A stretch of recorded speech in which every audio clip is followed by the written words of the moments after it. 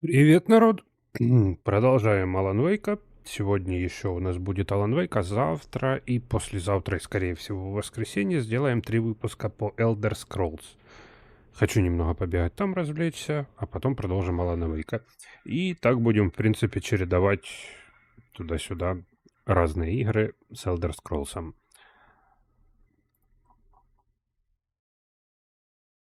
Поэтому приятного просмотра, будем потихоньку начинать.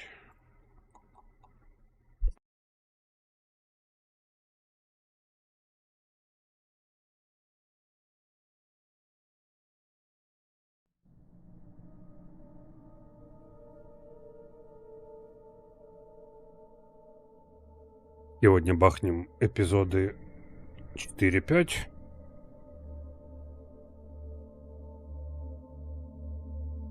Погнали. Ранее в Alan Wake. Меня преследуют законники. Шериф, Вейк убегает, я его преследую. Этот чокнутый писака сейчас разобрался с моими помощниками? События триллера становятся реальностью. У истории меняется жанр. Она превращается в роман ужасов. Мне сказали, что Элис похитили. Но это ложь. Нет у нас его жены! Мы не знаем, где она! Ее лживого похитителя поглотила темная сущность, а потом напала на меня.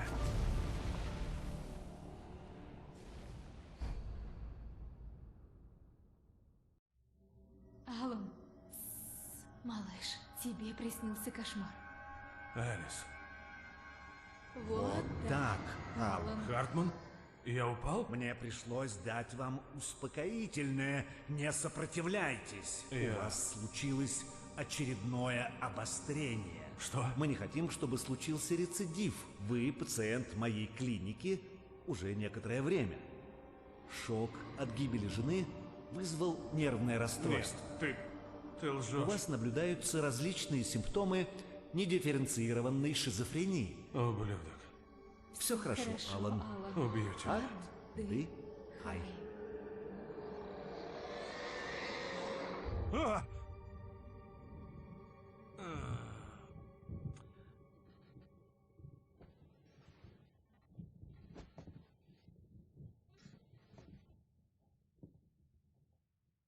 В голове помутилось. От дряни, что закачал в меня Хартман, я словно оцепенел. Мне казалось, что все происходит с кем-то другим, а я вижу его на экране телевизора. Я не мог думать, не мог сосредоточиться.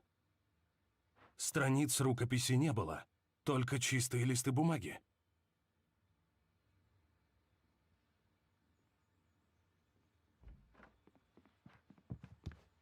Дверь заперта. Я оказался пленником. Добрый вечер, Алан. Ну как, нам теперь получше?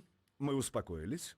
Да, я вижу, что вы прихватили ручную гориллу, так что я спокоен, будьте Я вам, уверены. блядь, сейчас покажу, Повторять не надо. успокоились. Вот-вот, должный настрой.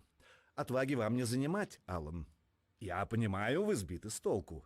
Учтивый тон меня бы больше обеспокоил. На вас я не в обиде. Великодушно. Что ж, пройдемте со мной.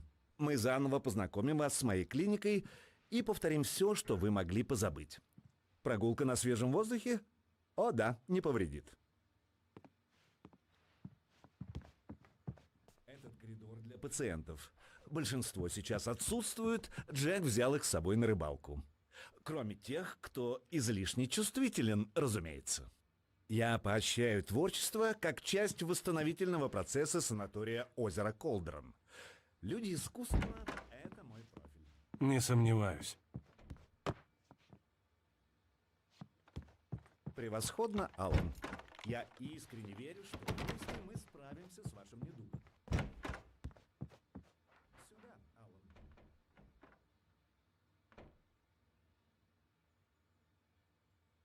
Смотрим-ка. Что это за херня? Ага, это план. Ну ладно.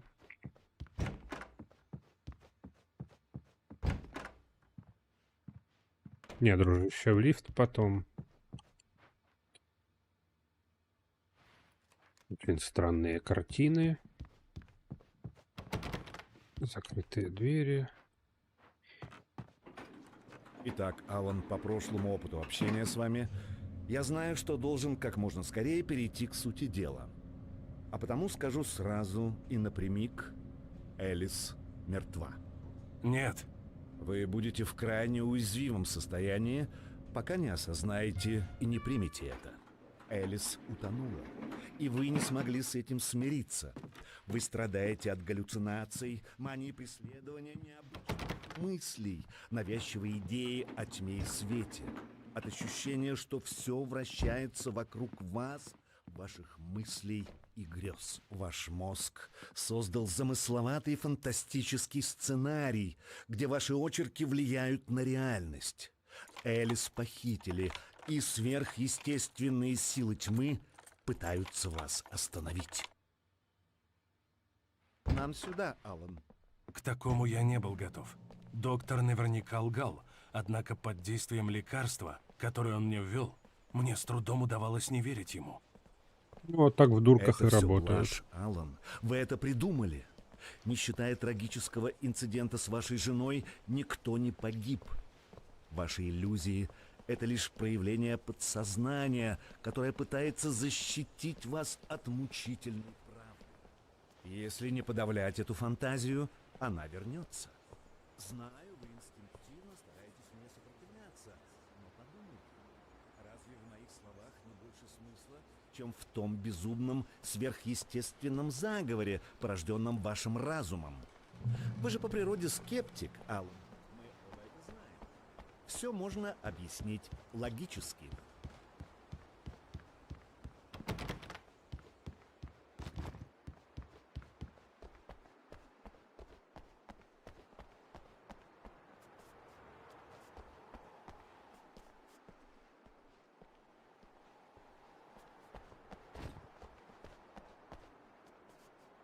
Бля, крутые часы. Где ты поселился, чудо-маяк огнями светился? В память о близком друге и поэте.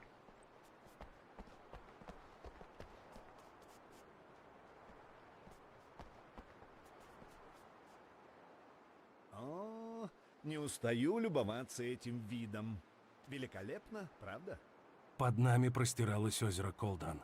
На другой стороне виднелся Миррор-Пик. Я, пожалуй, даже мог найти место, где раньше находился остров Ныряльщика. Теперь там лишь плескалась вода. Похоже, надвигается буря. Странно. Не припомню, чтобы об этом говорилось в прогнозе погоды. Впрочем, неважно. Сюда, за мной. Алан, у меня для вас хорошая новость. Ваше состояние стабильно. Всякий раз, когда у вас наступает рецидив, вам все труднее выныривать на поверхность из темных глубин воображения, что и неудивительно, учитывая вашу профессию. Воображение — это ваш хлеб. После всех ваших кошмаров мои доводы должны принести вам облегчение. А если нет, то почему? Может, я лгу? Или же не хотите признать, что вы нездоровы? Считать меня врагом вполне естественно для вас. Это часть болезни. Я его не перебивал. В конце концов, Хартман именно наслаждался я пытаюсь звучанием вытащить собственного вас из голоса. мира, Его слова который вы безумным сами для эхом себя отдавались у создали. меня в голове. Но Я вонзил не ногти в справлюсь с ладони, этим чтобы не один, Алан. расслабиться. Вы должны помогать мне. Только так мы сможем начать путь к вашему выздоровлению. Что ж, пойдемте внутрь. А это вход в административное крыло, только для персонала. Когда вы прибыли сюда, вас впечатлили мои трофеи. Я обожаю охоту. Бескрайние просторы. Человек против природы.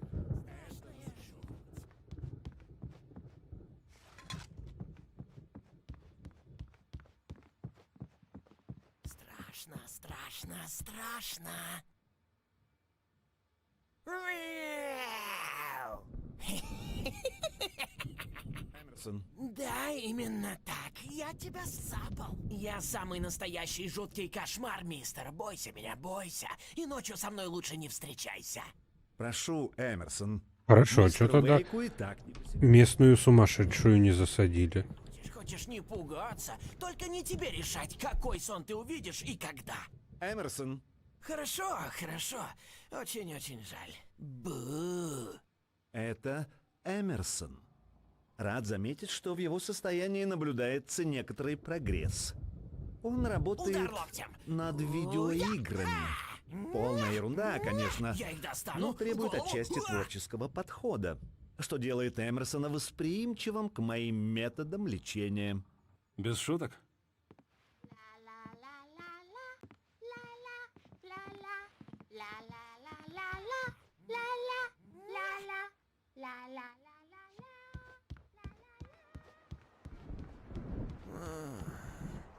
О, привет. А я тебя нарисовал. Хорошо. Просто пару дней назад меня посетило вдохновение. Доктор Хартман хотел, чтобы я писал пейзажи, и я именно этим и занимался. Но сейчас пишу. Прошу, Алан, сюда. Что ж, вы наверняка заметили у себя печатную машинку. Она была частью вашей терапии. Продолжайте писать, как будете в состоянии.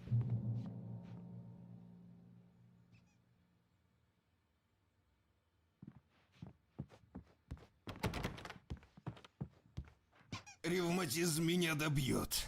Близится буря. О, какая буря. Надеюсь, она сотрет это место с лица земли.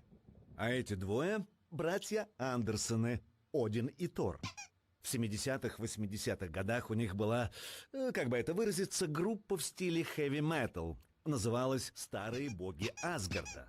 Они даже взяли новые имена, чтобы соответствовать сценическим образам богов-викингов. После распада группы они жили на ферме неподалеку.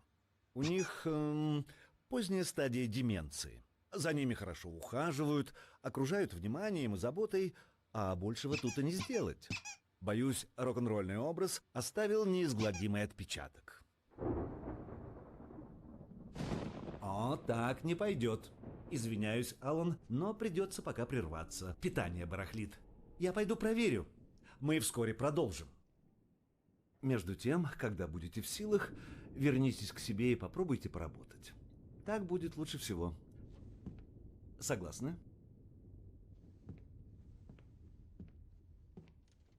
Хотел бы я раздолбать ему башку молотом. А он рад бы выведать наши тайны, но не знает, как подступиться. Он недостаточно чокнутый, не такой чокнутый, как мы, сынок. Ага! Быть чокнутым — это обязательное условие, сынок. Кто еще может понять такой безумный мир, как этот? Чтобы распознать безумие, надо самому усмехнуться. Это самое адекватное, что я слышал. Ха-ха-ха! Разумно. А ты ничего, парень. Он ничего, правда, бро? Надо ему на ферму сходить. Элма Андерсонов. Вальхалла! Шиза Мы крепчала, всё походу. записали, чтобы не забыть.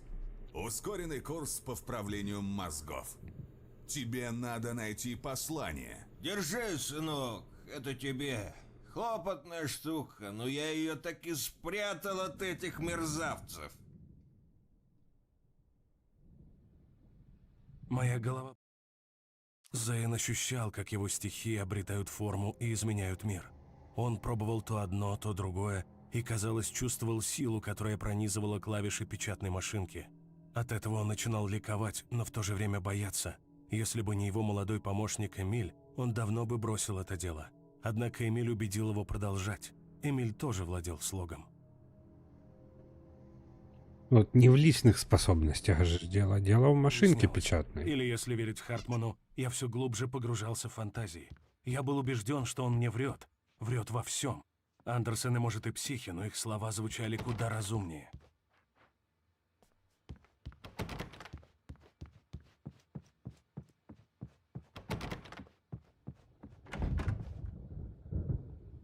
Не можешь проснуться. Кошмар нельзя убить. Ну что ж, он босс. Мне позже может понадобиться Двери помощь, были Билч. заперты. У Хартмана и санитаров были ключи, но до них я не мог добраться. Понял. Док велел присматривать за Вейком, но вмешаться, если они станут буйными.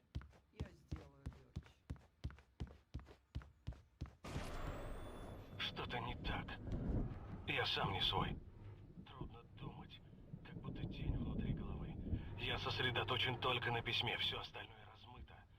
Я в ловушке этого дома уже несколько дней, но там снаружи всегда темно.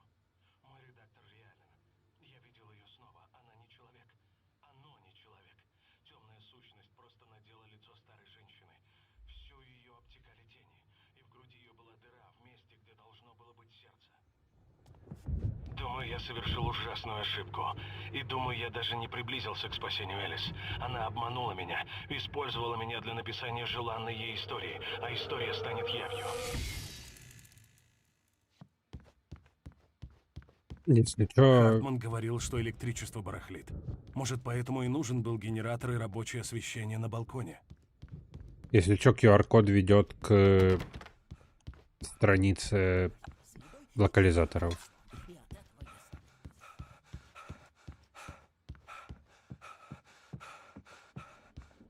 Хартман хотел, чтобы я писал. Я знал, что не могу, но решил пока потянуть время. Это единственное, что мне оставалось под бдительным присмотром Бёрча. Генератор был выключен, а ключа не было.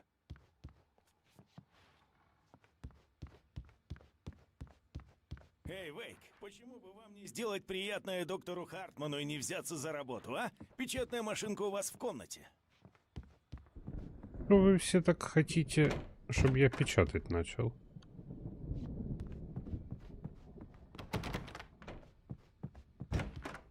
Ничего не поменялось? Нет.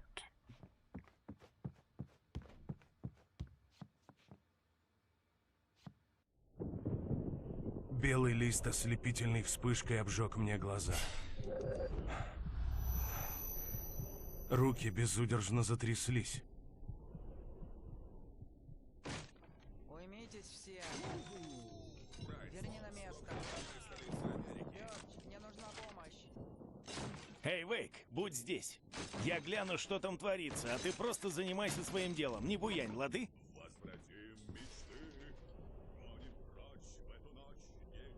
Я не знал, из-за чего весь этот хаос, но это был мой единственный шанс убраться отсюда. Где он взял этот долбанный... Вот те девка, дружеский тычок от Мьёльнира. Хартман говорил без умолку. Он гордился этим местом, провел для Барри настоящую экскурсию. Агент был впечатлен, но он прибыл сюда по делу, а не слушать рассказы об охотничьих трофеях. Барри повысил голос, прерывая монолог. «Эй, Хартман, а где Ал?» Раздраженный вмешательством, Хартман остановился посередине предложения. Он кивнул Верзиле, стоявшему в ожидании. Человек улыбнулся и похлопал Барри по плечу тяжелой рукой. Вот их братьев, не такие уж мы слабые, а? Что, все рушится прямо... Синклэр выглядела плохо. Этот сумасшедший старикашка огрел ее как следует. Если она была из компании хартмановских прихвостней, то так ей и надо. Ключ от офисного крыла был у Синклэр. Весь закулисный мир Мне твой, нужно было Том. попасть в офис Хартмана. Он забрал мои рукописи. Они наверняка там. Сначала попробуем запустить генератор. Ну, я понял, не попробуем.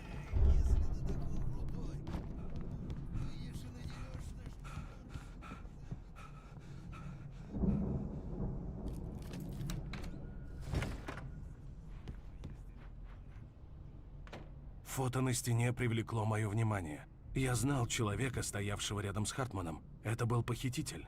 Хартман использовал меня с самого начала. Ну вот, да, то-то он заставлял писать. Судя по отметкам на пленках, это были записи сеансов Хартмана с пациентами. На одной из них я заметил имя Элис.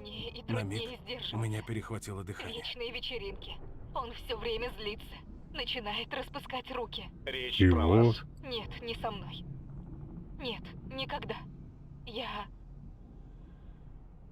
иногда почти хочу, чтобы Алан врезал мне, потому что это хотя бы привело к разговору, от которого он не смог бы уйти. Но нет. Алан, почти не спит.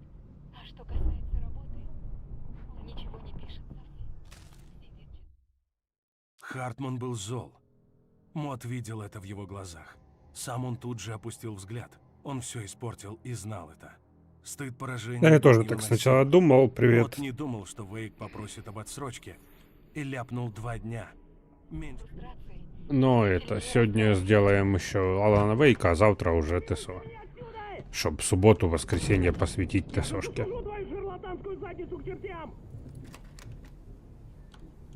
Барри? Ал, как раз вовремя! Барри, мужик, как я рад тебя видеть. Нам нужно попасть в офис Хартмана. Буквально следующая дверь. Ты в порядке?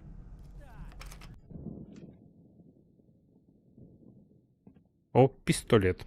Это же страницы, что были при мне. И новые.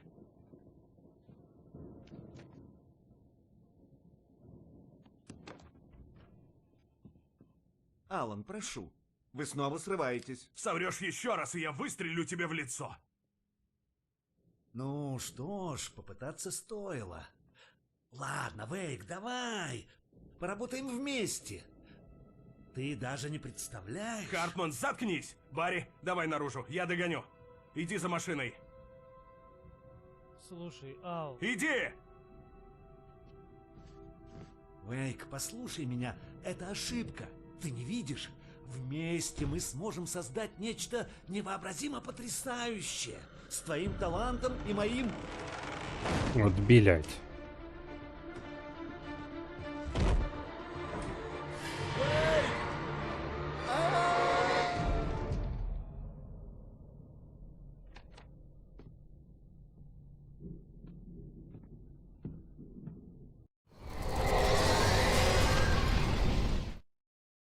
Хартман наблюдал в бинокль за падением Алана Вейка. Когда писатель рухнул в воду, он приказал Джеку направить к нему лодку. Это место легко было разглядеть в темноте, хотя в лодке и горели все огни. Сигнальная ракета не затонула и пылала даже в воде. Когда мотор затарахтел, Джек включил радио погромче. Музыка грохотала и лязгала. Такое, без сомнения, пришлось бы по вкусу братьям Андерсонам, но Хартман был безразличен. Вейк наконец-то попал к нему в руки. Темная сущность вот-вот настигнет меня. Я должен найти выход. Ядрить.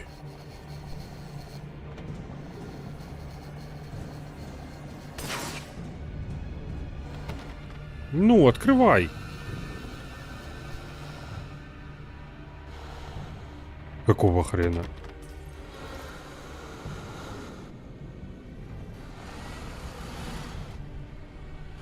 Какого хрена?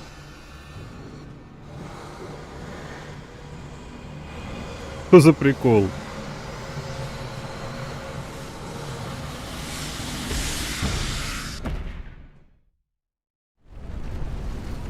Что это Темная было? сущность вот-вот настигнет меня. Я должен найти выход.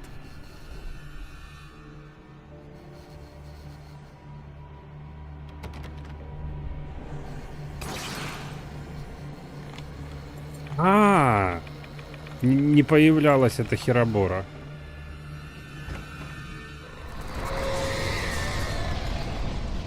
Так, там генератор, там генератор.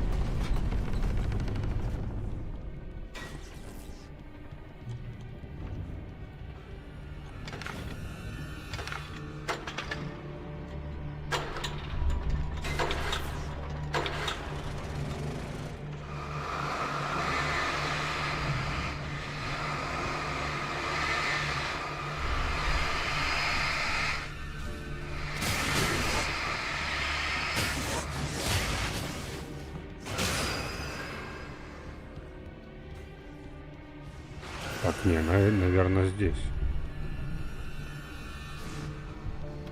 Нет, не здесь. Он быстро выдыхается, это ж просто зашквар.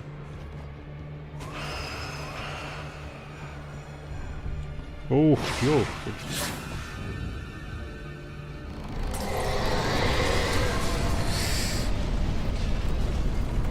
Это по-любому.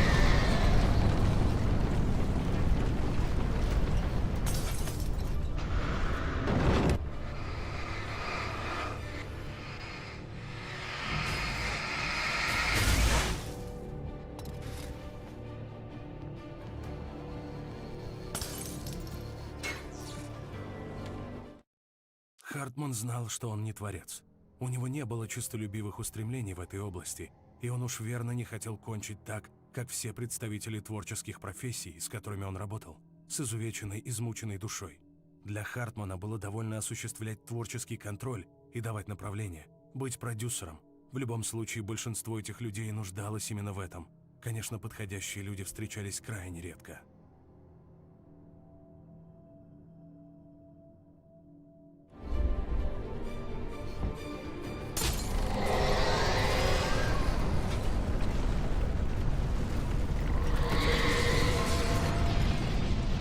Так, а вот это вот проблема. Ой-ой-ой. А, все, я понял.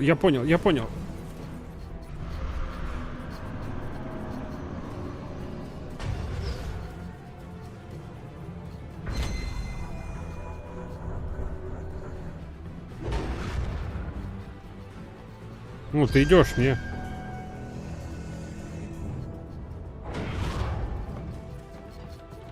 И побежали. Побежали. Налево. Ай-яй-яй.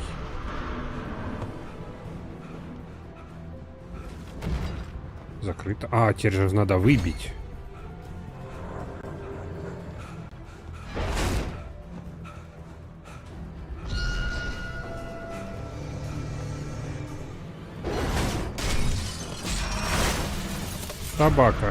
Собака. Скотина. Ал, я здесь! Бегим.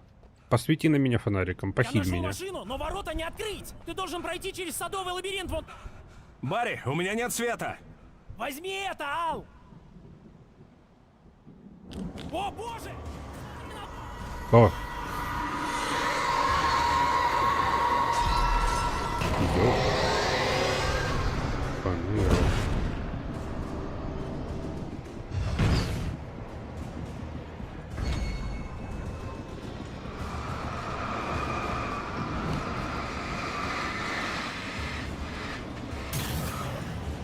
Менторы, да. С Томом все плохо! Нужно валить отсюда!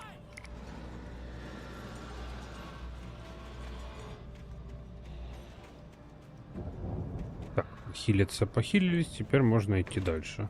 О, ну конечно, лабиринт. Куда без лабиринта? Ал, поспеши! Я слышу, как злые твари бродят вокруг! Да сейчас разберемся, не переживай.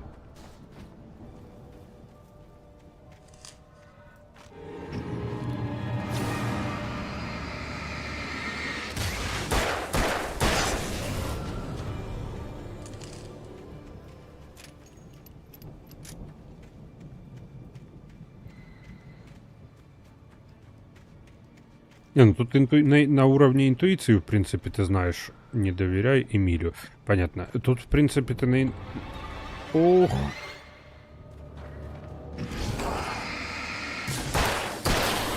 Гопники, блядь. Так вот о чем это. А, на уровне интуиции знаешь, куда идти, но все равно проверять надо все. Я разглядывал вещи викингов, разбросанные вокруг поразительного сооружения в центре. Это была полноразмерная сцена с отличной звуковой аппаратурой и многочисленными украшениями, включая дракона. Обустроить такое в глухом поле мог лишь настоящий безумец. Когда небо с оглушительным грохотом раскололось и грянула музыка, мне странным образом показалось, что так и должно быть. Так, что-то заряжают меня патронами явно больше, чем я встречал. Я вижу, как они бродят вокруг! Они идут за тобой! Тут у нас тупик.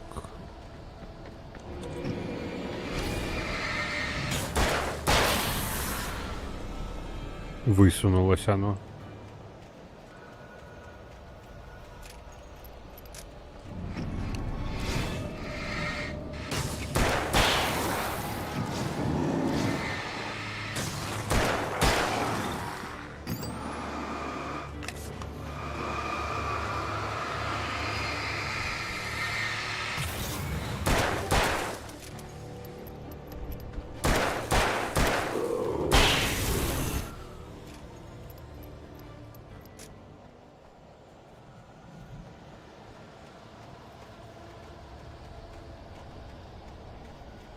А, чуечка. Хартман торопливо шагал по коридору. Ему не хотелось оставлять Уэйка в ту самую минуту, когда писатель наиболее восприимчив к его терапии.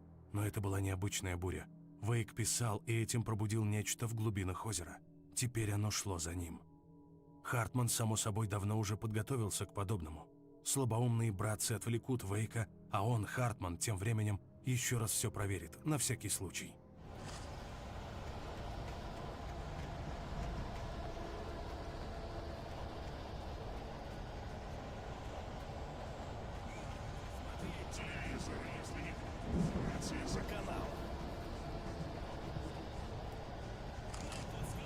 И никаких тайников с дробовиками, блядь.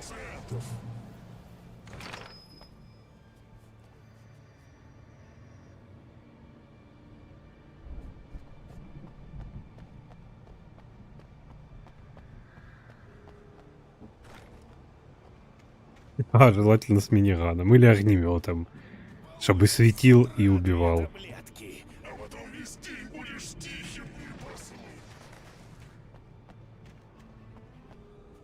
За мной всегда летают два ворона. Может, это Хунин и Мунин Одина, того, который Галюн. Ну,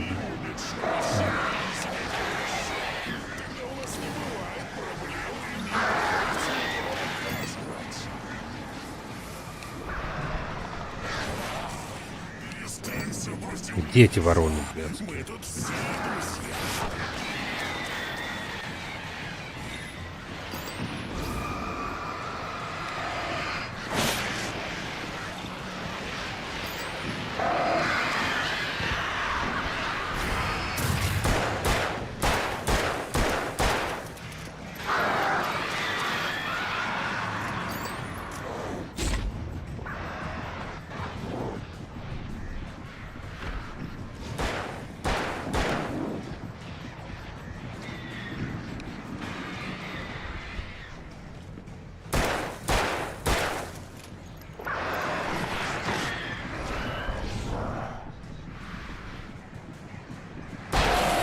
Итачи, блядь, по-любому.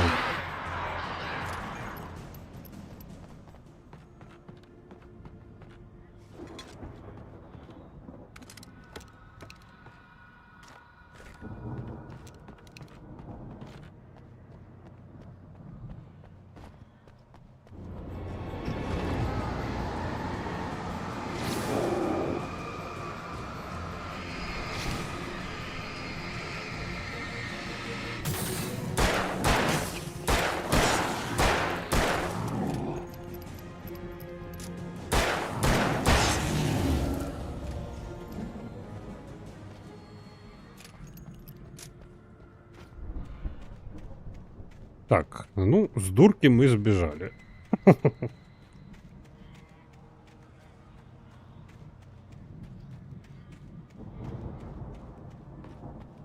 Вот это я понимаю оружие. Хоть чуть-чуть. Мод знал, что Вейк умнее его. У писателя было больше денег и красивая жена. Даже Хартман говорил, что Вейк важен. Выходит, лучше Мота. Да, хотя должны быть в дурке. Он ждал, что Вейк будет ныть и унижаться, но оказалось, тот был готов к борьбе. Мод знал, что задел чувствительную струну Вейка. Вот бы взаправду заполучить его жену. Эта мысль заставила содрогнуться.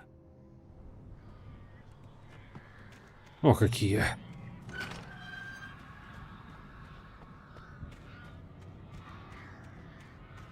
Воронка из ночного дозора.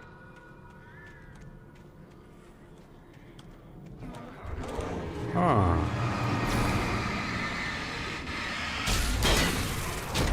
Ай-яй-яй.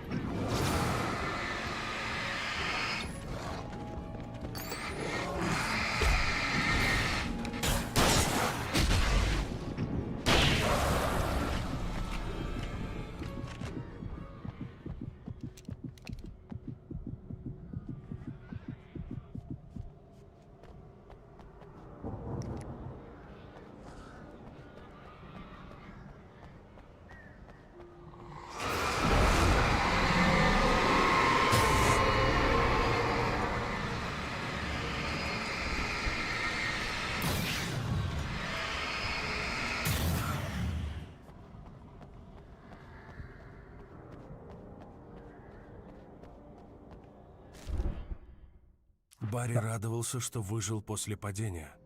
Алла не было рядом, и забраться назад было нелегко. Барри сказал себе, что все будет хорошо, в ночном лесу. Просто придется подождать, пока Ал найдет спуск. Услышав тяжелые шаги, Барри обернулся и увидел, как из-за кустов к нему метнулась тень в форме человека с высоко занесенным топором. Барри закричал и вскинул руку. Мир взорвался. Мир взорвался. Понятно. У Барри этот колдун.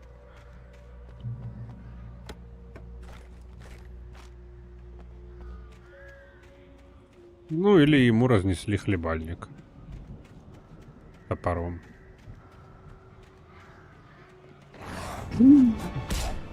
Ах вы...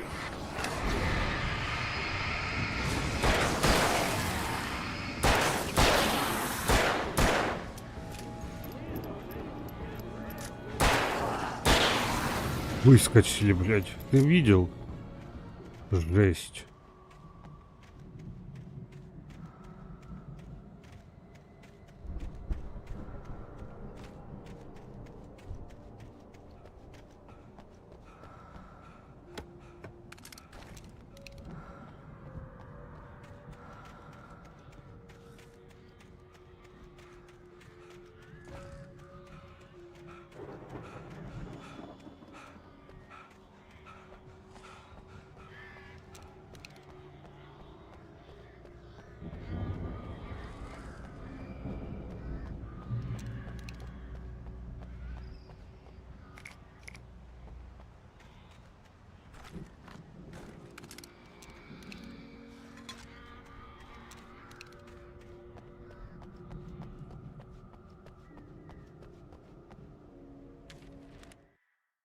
Хартман смотрел, как выражение лица Вейка умиротворяется. Писатель был упрямцем, нечего и говорить. Даже лежа ему едва не удалось сломать Хартману нос. Но со временем он сможет сломать Вейка и направить его. Да, Вейк был самым многообещающим со времен Тома. «Хороших снов, Алан», – прошептал Хартман, улыбаясь. Короче, Хартман творческих людей эксплуатирует, засовывая их в дурку. И работает типа их продюсером, мол, смотрите, как они у меня в дурке охеренно пишут. Ау! Ты жив! «Уходим отсюда! Ты сможешь открыть ворота?» «Барри!» Ну я, может, захлопнул калитку, когда тени появились, а ключ из замка просто выпал и... Барри, блядь. «Барри!»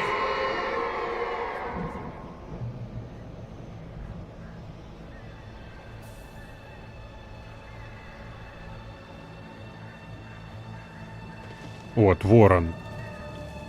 «Побыстрее, Барри!»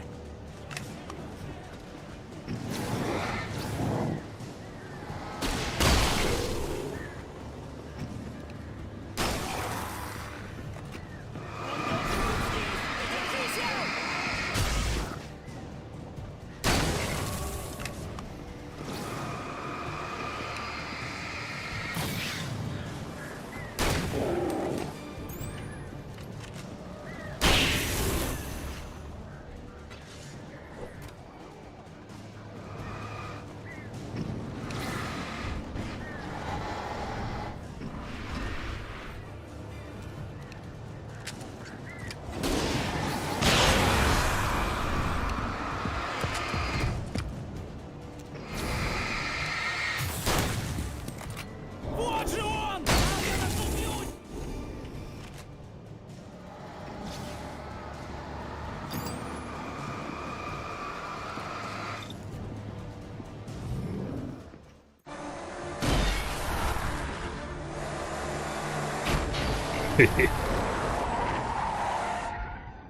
Ал, прошу, скажи, что мы едем к знаку. Вы покидаете Брайт Фоллс, ждем вас снова. Мы едем на ферму Андерсонов. Я знал, что ты скажешь что-то типа этого. Знаешь что, ты со мной век за это не расплатишься. Когда все закончится, если мы сдюжим, мне плевать, что скажут другие, я в темноте не останусь. Ты мне купишь солярий в подарок, и я буду жить там.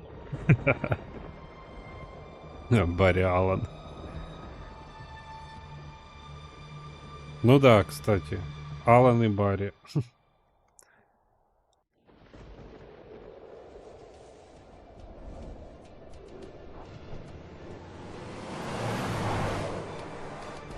Я спятил. Но это к лучшему, Барри. Это к Вот лучшему. здесь ты прав, Ал! У тебя крышняк укукнулся, ты так зашел в безумие, Возможно, когда имеешь дело с такой безумной хренотенью, по-другому и нельзя. Это помогает. Это все на самом деле, Барри. Элис, никто не похищал Элис. Она в плену тьмы на дне озера. Но она не мертва. Ал, откуда ты знаешь? Я знаю, Барри. Ал, я... Нет, послушай, я могу ее вернуть, найти ее. В озере есть что-то особенное. Оно как-то влияет на местные произведения искусства, воплощает их в жизнь. Но есть подвох. Темная сущность, чем бы она ни была, все обращает к своей выгоде. Поэтому все происходит.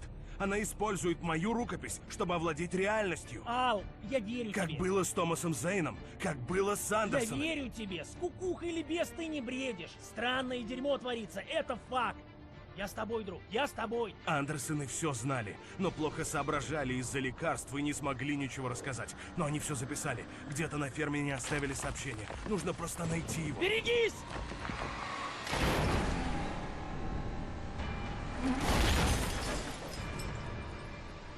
Приехали.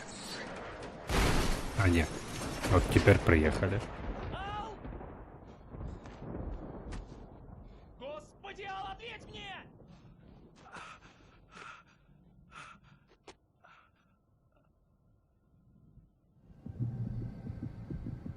А, да-да. Я потерял Приплыли, оружие блядь. при аварии.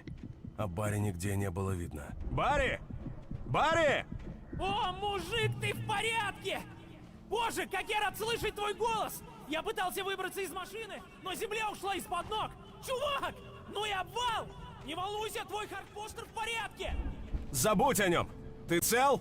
Я упал на какие-то кусты, так что не царапинки! Но забраться я здесь не смогу! Стена почти отвесная! А? Ау! Сюда что-то спускается! О, это сейчас его Барри, грохнут. это одержимый! Используй сигналку, Барри! Да! Барри, Может ты быть. как? Как Шерлок Холмс Чаптер 1. Я крут! Думаю, раньше они никогда не получали взбучку от нью-йоркца, а? Или это был спойлер, ты не проходил Чаптер 1. Барри, просто подожди меня, ладно? Ферме! Я пойду вперед и проверь Ой. периметр! А ты догоняй! Не волнуйся, Тоже мне Рэмбо. Все обернется полным кошмаром, если я не догоню Барри. Какой устойчивый мост. М-м-м. Вот не люблю я, когда такая херня происходит, а я без оружия. Так, направо, налево. А чё так? Игра-то топ. Ух! Ух! Подзатыльника, подзатылок и подсрачника под сраку мы получили. Больше не хотим. Не боїте краще обістіть. А, я понял.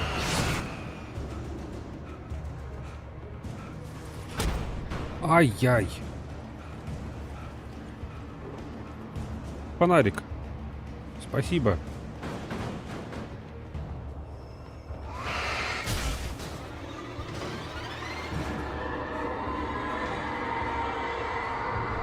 Я серьезно сюда ради странички иду? Сука. Остановив машину у фермы Андерсонов, Уолтер перевел дух. Скоро он сможет забыться. У братьев наверняка припрятана бутылка крепкого пойла. Но затем он увидел человека на крыльце и понял, кто это. Он долго вдавливал педаль в пол, пытаясь сбежать и забыться, а заметил, что плачет только когда из-за слез перестал видеть дорогу. Вот так вот. Блять. И ради этого я ломанулся в туннель полный непонятный хер пойми какой хрени. Ну да. Вот, блять. Вот, блять. А! Заманим тебя. Стол... тележка ебаная. И текать, и текать, и текать.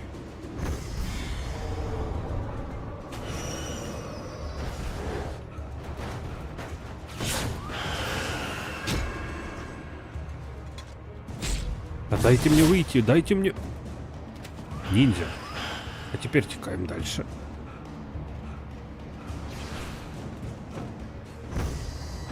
Вышка. Блядь. Да ёб...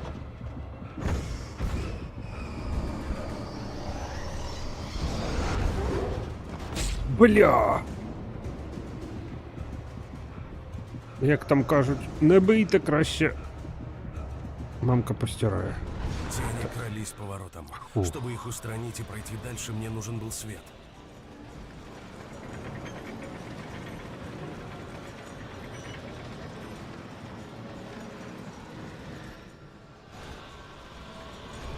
Ведь я хоть трохи похилюсь.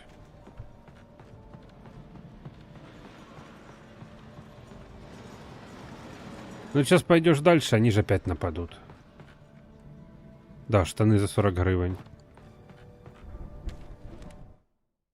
Агент Найтингейл буравил взглядом писателя. Писатель отключился после жуткой ночи.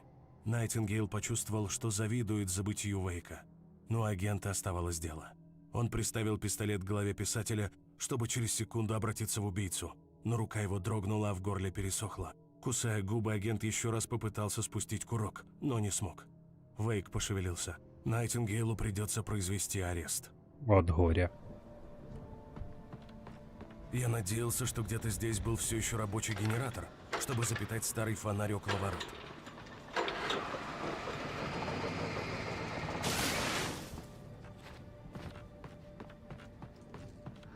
Чего он так блымает? Чтоб я только... Блять, конечно, он потухнет. Ну ладно, аптечка Я у меня ощущал нормальная. движение в лесу. Встречаться Оба! безоружным с такими врагами было опасно, но Ну у меня не всё. оставалось выбора. Не доверяй никому во тьме. О, даже... О, я понял теперь, зачем эта надпись. Потому что мы сейчас встретим Барри одержимого. 100 пудов.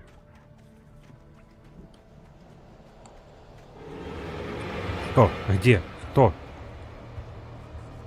Слышать, но не вижу. А-а-а. Бля.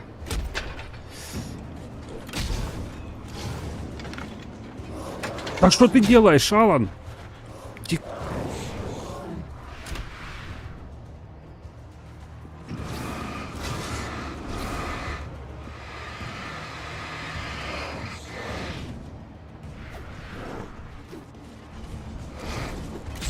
Что-то вас до хера не находите? Ай-яй-яй-яй-яй. Не успел. Я ощущал движение в лесу. Встречаться безоружным с такими врагами было опасно, но у меня не оставалось выбора. Так, отдышись, Алан. Молодец. Да-да-да, я просто не успел его завести.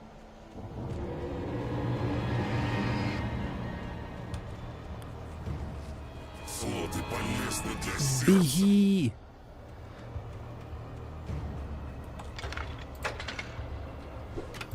Давай! Блять! Ты понял? Ты...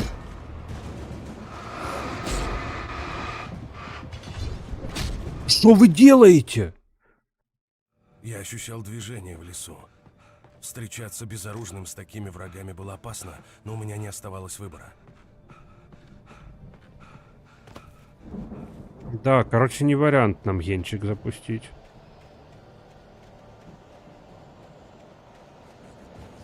Слоты полезны для сердца.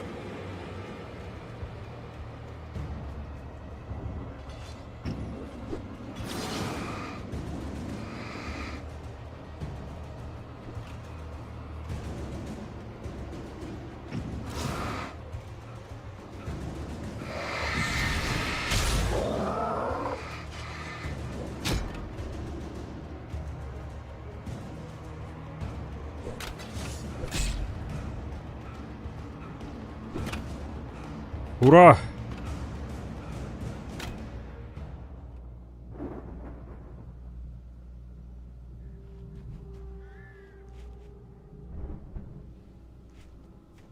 В конце тоннеля. Да, уже несколько раз добегал до того света. Непринужденно. Машина выехала с фермы прямо в том же направлении, куда следовал я. Как мне показалось, это был Барри. Как всегда, 7 раз отрезал, прежде чем отмерить. Но лучше бы мне пистолет, конечно. Фонарик помощней. Фонарик помощней. Можно я в палатке останусь и не буду никого трогать? Ага, то хуёвый фонарик. Так.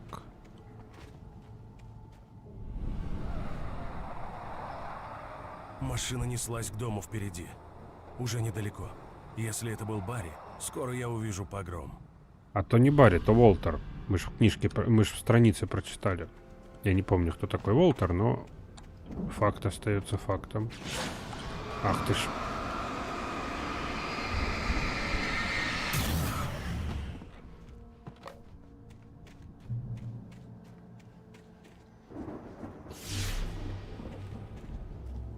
Я стараюсь заставить каждую страницу в нужное время и нужное место. Я хочу показать тебе, как развиваются события. Я видел эти отблески света и раньше. Темная сущность следовала схеме, которая была расписана в рукописи, становясь все сильнее, ужасной бурей перемещаясь от одной сцены разрушения к другой. Однако она по-прежнему вынуждена была придерживаться сюжета и была прикована к тому темному месту, из которого явилась. В финале темная сущность наконец обретала свободу. Я видел их во сне. Это вот был хуёво. странный то ли космонавт, то ли ныряльщик в громоздком костюме. Тот, кто разбрасывал страницы на моем пути.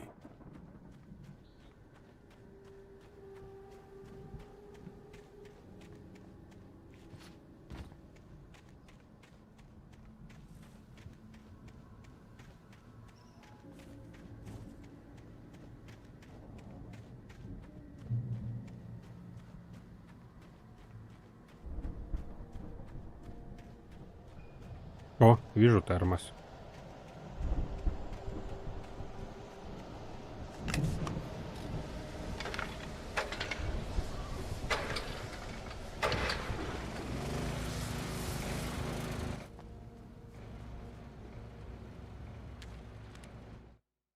Буря ярилась, когда братья Андерсоны неуверенно покинули клинику вместе с другими пациентами. Они знали, что обратно уже не вернутся. Во тьме таились ужасы, но Тор и Один ничего не боялись. Глаза их сверкали лукавством. Они знали все тайные тропки, а на руках у них была кровь. Им уже доводилось сражаться с этими тенями. Прикольно, что они показывают параллельно то, что обронил происходит. оружие. Теперь у меня был шанс пробиться к ферме. Ибо дробовик обронили. Одержимый переполняет... Одержимых переполняет тьма.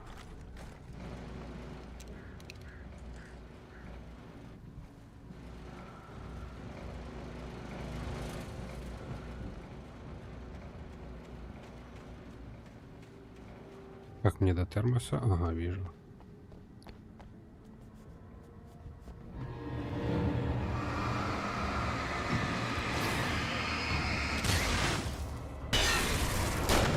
Ох, он сама это выпилился.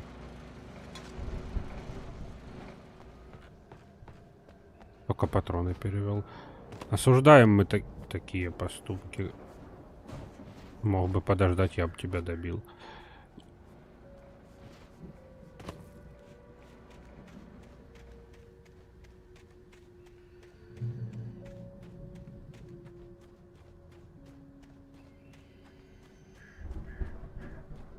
Вот опять два ворона. А, нет, тут не два ворона, но тем не менее вороны. Да, это не выход. Ну, надо это... разобраться с проблемами, а не... Ах ты ж...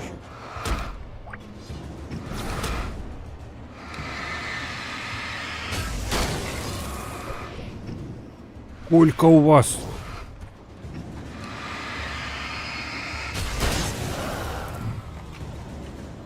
метательного оружия с собой. А ты заебешь.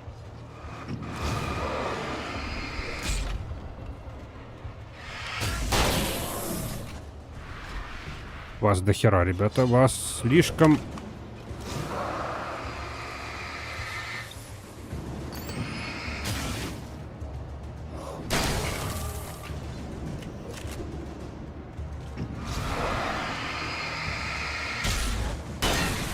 Да. Думаю, кого они мне напоминают? О, там страничка. Да, сука. Блядь, это не страничка, это капкан.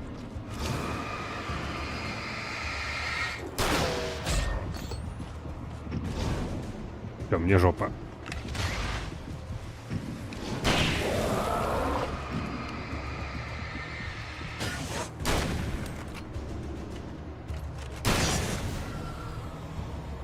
It's a trap, yes.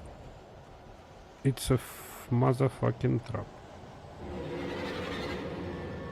Ну вас нахер, ну вас нахер. Беги, Алан, беги. Ай. Почти.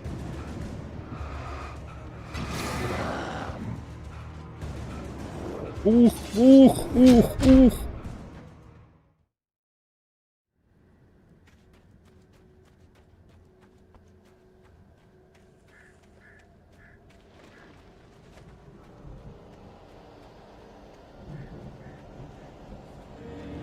Мужик.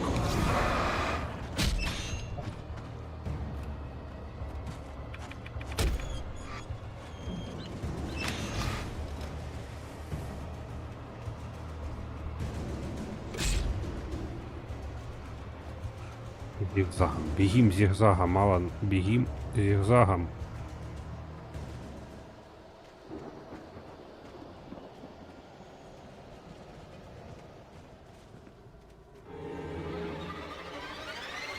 Бегим.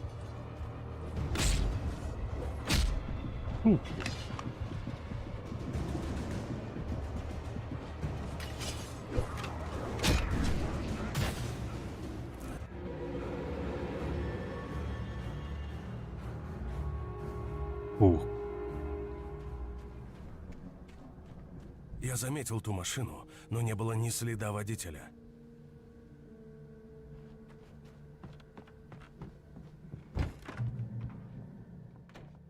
Есть кто? Здесь кто-нибудь есть? Барри? Парадная дверь была заперта. Пожалуйста! Что ли?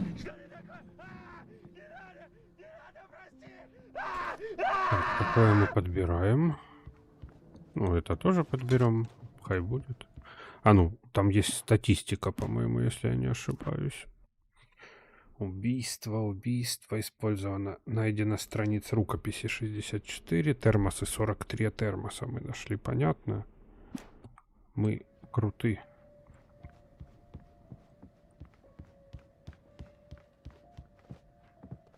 О, это ж домик, как у нас с женой был. Свети сюда. Я вас знаю. Вы были в тюрьме на днях.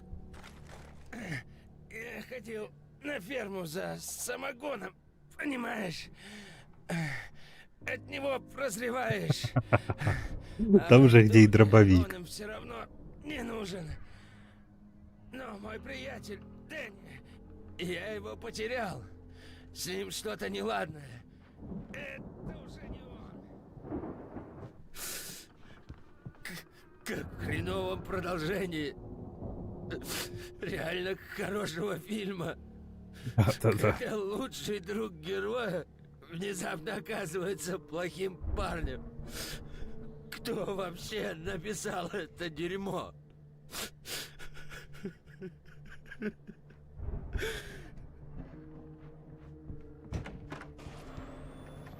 Телевизор. У себя в голове я проработал всего возможные пути побега. Если продолжу то, что от меня хочет темная сущность, написанная мною история не спасет Элис. Это роман ужасов, и оно придет убить ее, меня, да и всех в этом городе.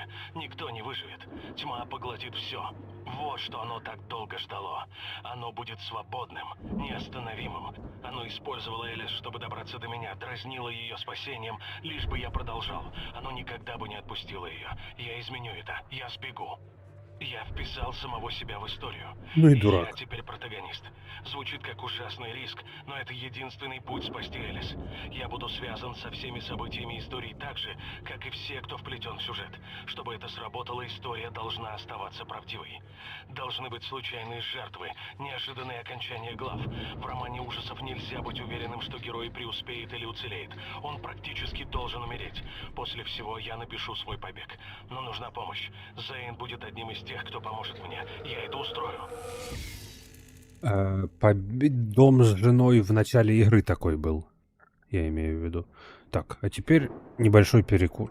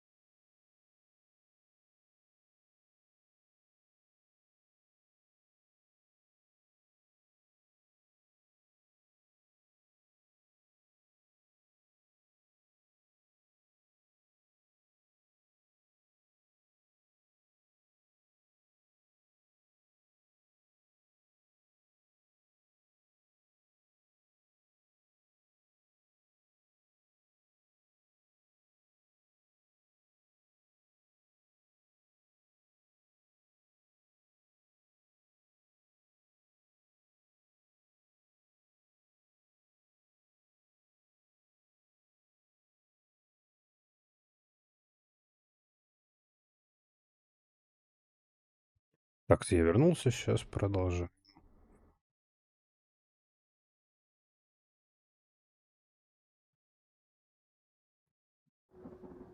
Так, где тут мы? Ага, мы увидели запись.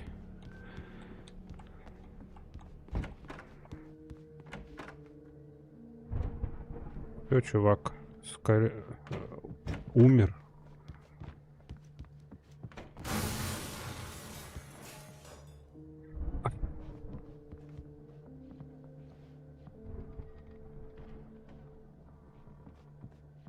Скотт — это не домашние питомцы.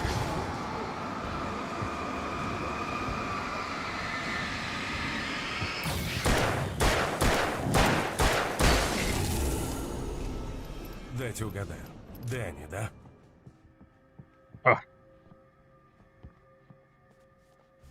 Ферма все еще была на приличном расстоянии отсюда. Мне нужна была машина, чтобы добраться быстрее.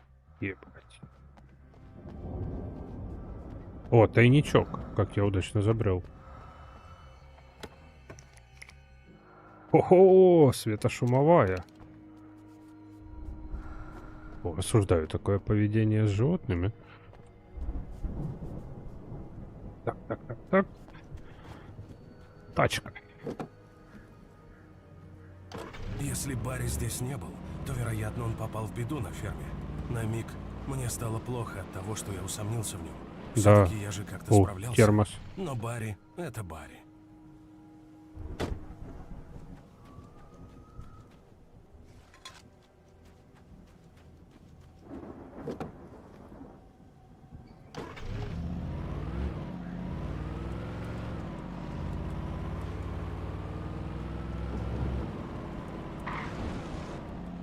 Да, это тупо typical.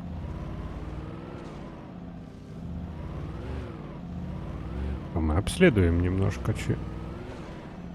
О, тут тайник.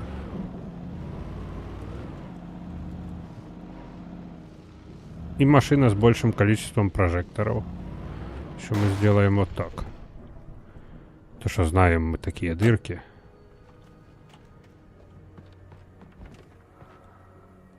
Никого? Никого.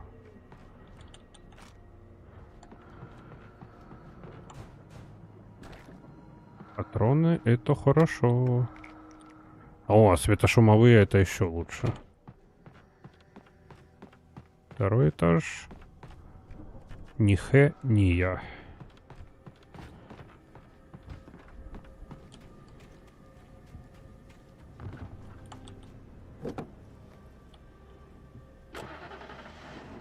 По-любому босс-вертолет — это прям обязательно.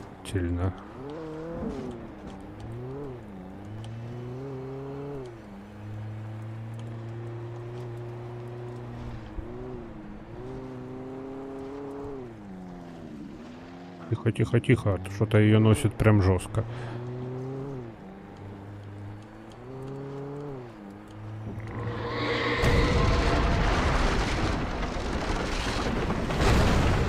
Вы издеваетесь.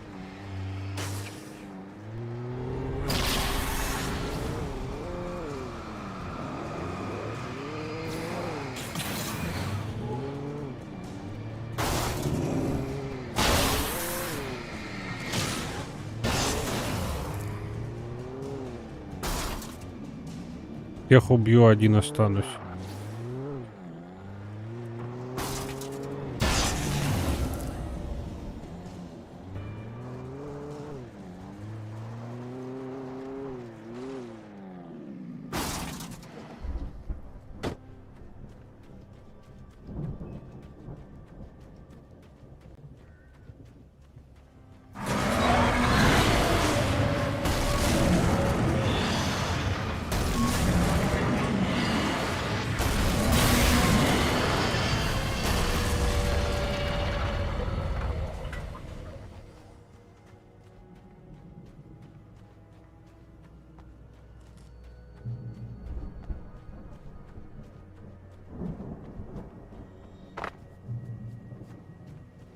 Окейшки.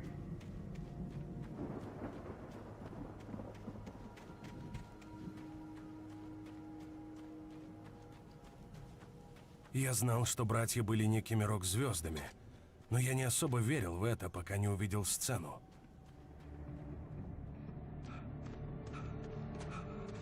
Ау! Беги! Они идут! Их слишком много! А!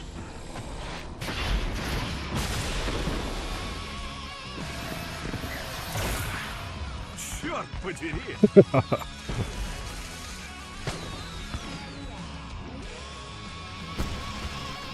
Я так рад, что вы решили пойти в одиночку, мистер Бронсон.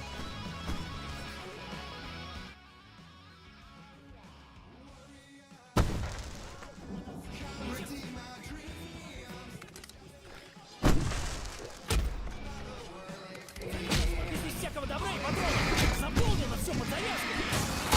Я постараюсь включить прожекторы!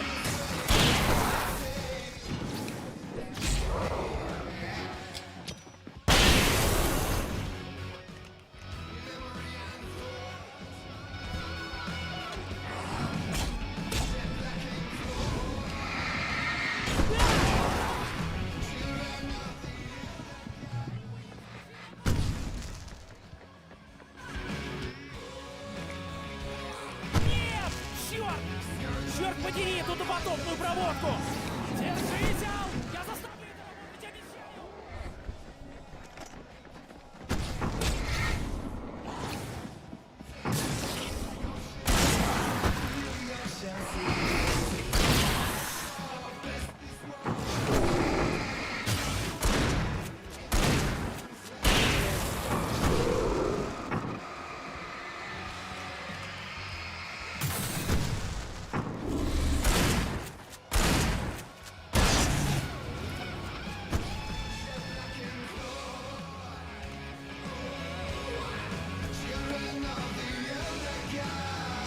Да!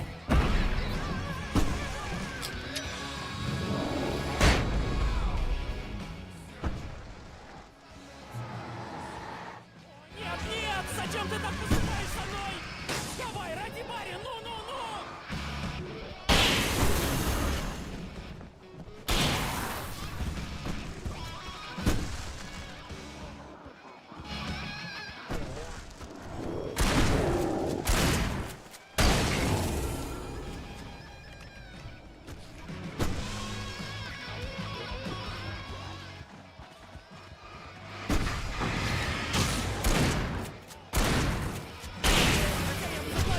Чтобы именно так уйти из своей жизни!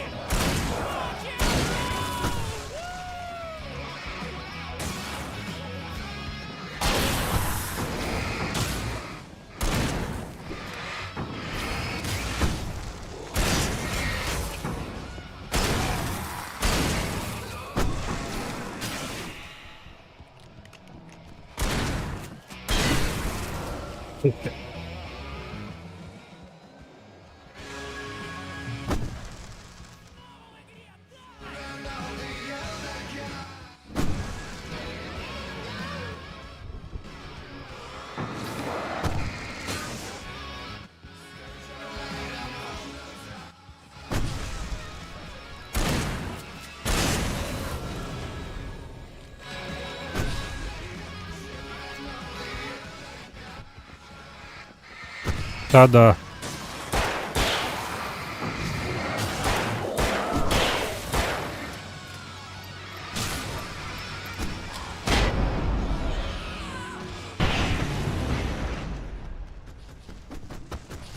Красота. Красотища.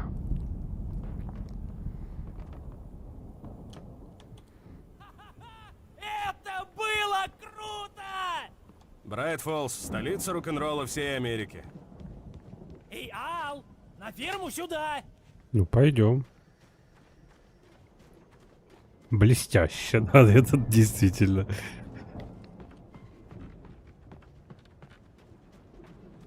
Зажгли.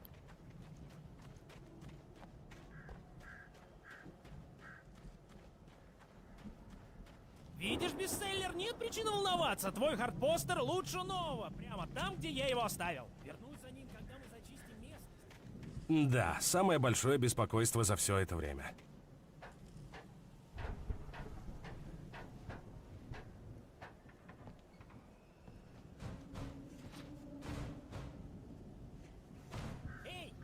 Алану Уэйку есть что сказать. Так о чем ты, Ал?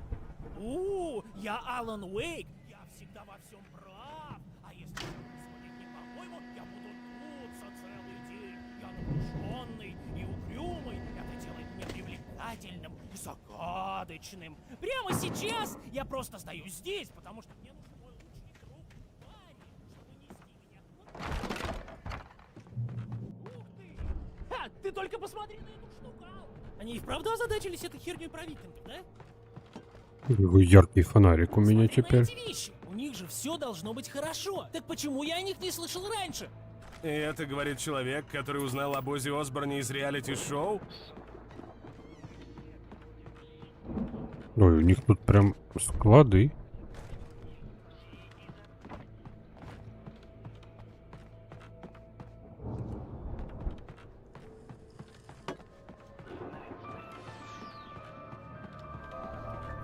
Сегодняшний эпизод.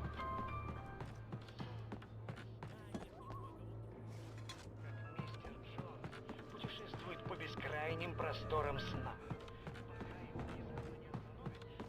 Прозаическая ситуация. Длинная очередь людей.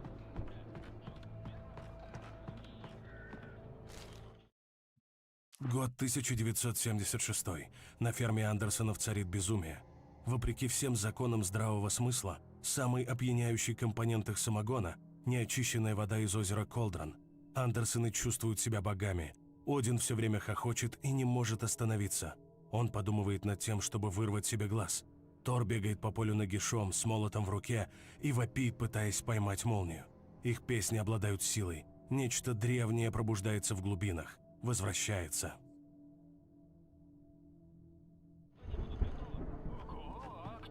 Драккар выглядел внушительно и больше был похож на таран.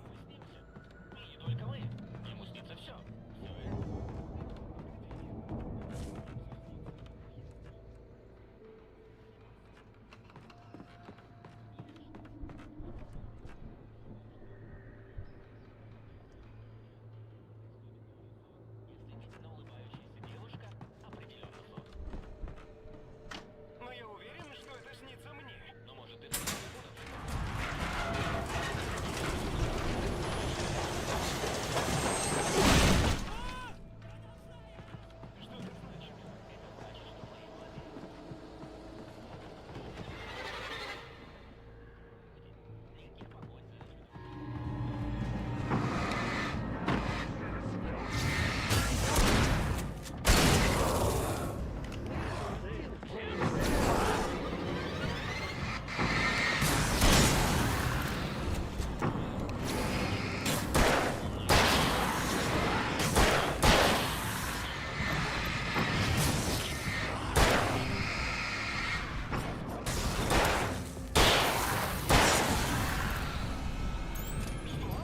Ты не слышишь? О, боже, спаси нас! Это будильник! О, это ты ведь так? Пожалуйста, мужик, убери меня, пожалуйста! Возделывать сын?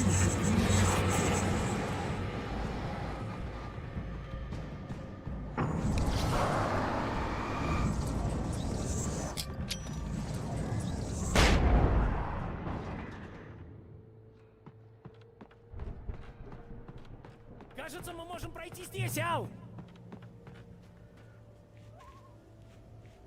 А он что, шкерился сидел или что? Хороший друг.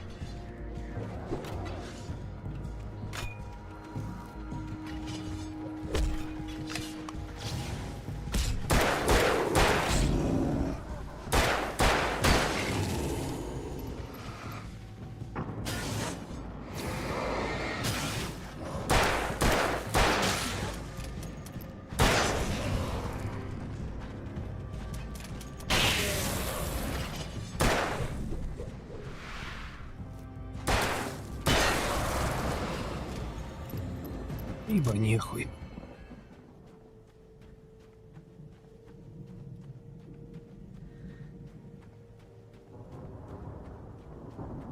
Ну, тот говнюк уже под фонарем стоит. Ты настоящий друг.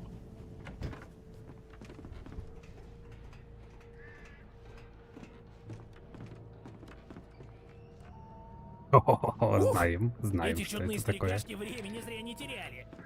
Знаешь что, если мы останемся живы, я буду их представлять. Продавать их продукцию по сети. Устроим, может быть, реалити-шоу или выпустим новую песню. Дверь была закрыта с другой стороны. Я должен был найти другой путь.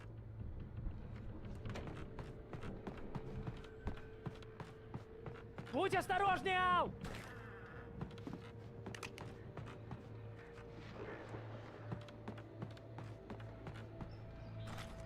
Ой, тут заряжают меня прям патронами на дробовик по полной. Скоро будет босс.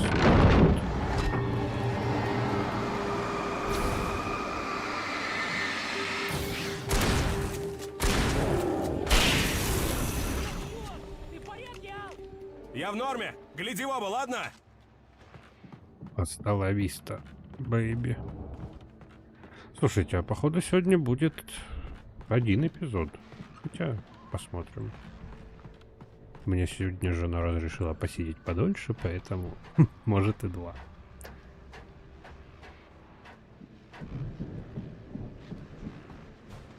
Что это? Мощный фонарик.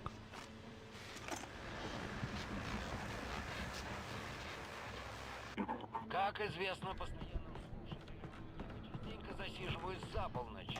Но оказывается, не только я один. Помощники шерифа...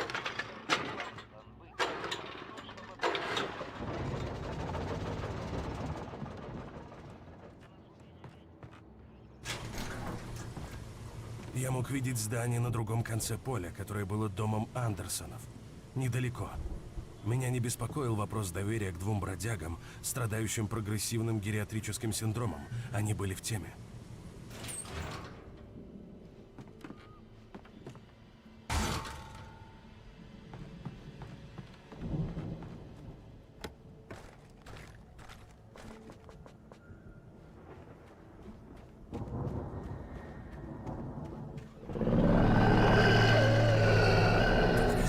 Ой, бля. Ой, бля.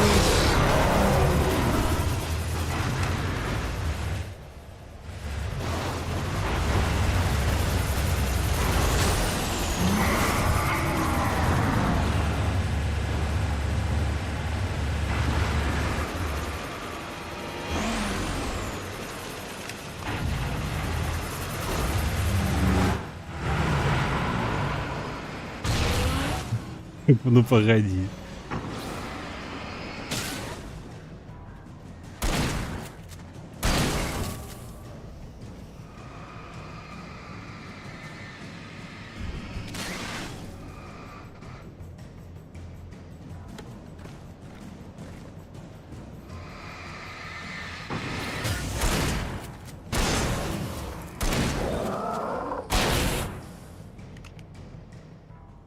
В мире 65 миллиардов коров и свиней. Куда ты текаешь, брат?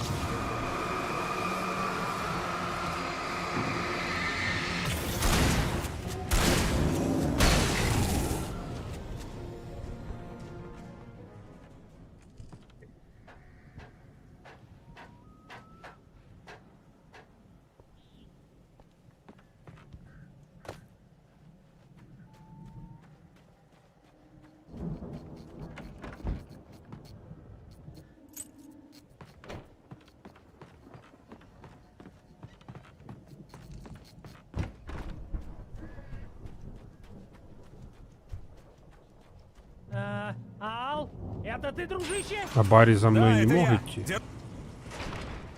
Эй, пошли уже.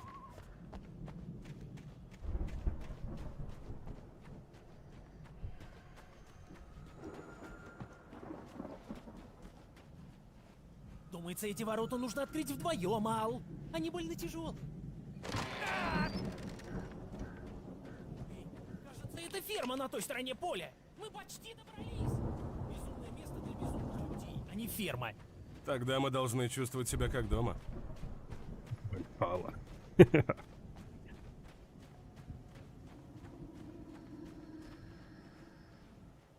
Давай еще одни ворота. Поднажали. Старые боги знают правду. Меня вот эта вот бензопила в дереве смущает. Ну да ладно.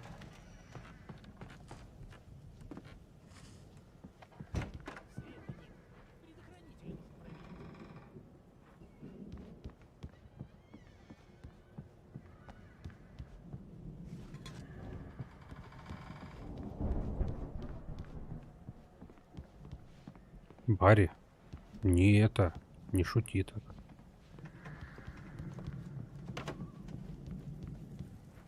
Внизу электричества не было. Но я был уверен, что исправлю это с помощью предохранителей.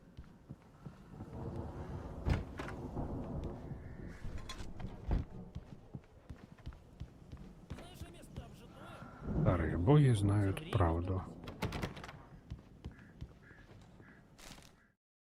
И снова в ночной тишине разнеслись крики Элис. Я увидел самого себя. Вот я бегу к дому с фонариком в руке. Я последовал за своим двойником. Я был сторонним наблюдателем, путешественником во времени в безумном хмельном сне. Это было самое начало. Та ночь, когда исчезла Элис. Тайна того, что именно произошло за позабытую неделю моей жизни, вот-вот раскроется.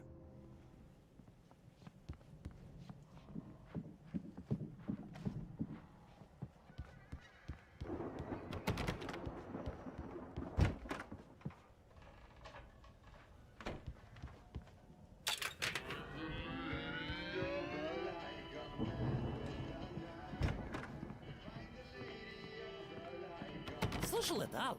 Музыка? Мне за эту Конечно. музыку Нам может нужно выяснить, откуда прилететь. идет музыка. Об этом послании говорили Андерсоны. Вот истинная причина, зачем мы здесь.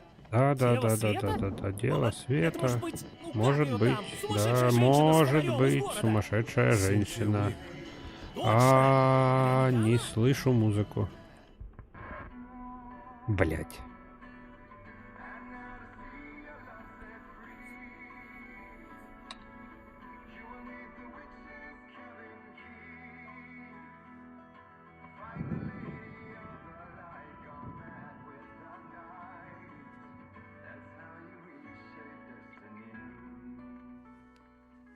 Очень я рад. Нужно найти Синтию Уивер. Переждем ночь здесь, а с рассветом вернемся в город. Эй, Ал, полно времени до рассвета. Надо бы немного отдохнуть. А отдохнуть все равно напиться. Да ладно, Барри, это... в топку.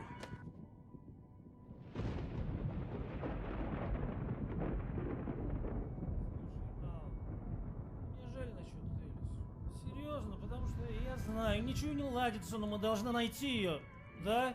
И хоть ты чокнутый засранец, но я поддержу тебя. Несмотря ни на что, всегда, Ал, ведь ты мне как брат. Я писатель, черт подери. Верно? Если бы я захотел, я бы писал 10 книг в год. И это были бы лучшие книги года. Нет, не смог бы. Точно не смог. Но мог, потому что я писатель. Что они положили в эту штуку? Чувствую, как мой мозг вытекает через нос. Я получу рецепт у этих дедов и стану алхимиллионером. Я скучаю, Барри. Я просто хочу, чтобы она была со мной. Я знаю, Ал, я знаю. Все будет хорошо. Мы все сделаем.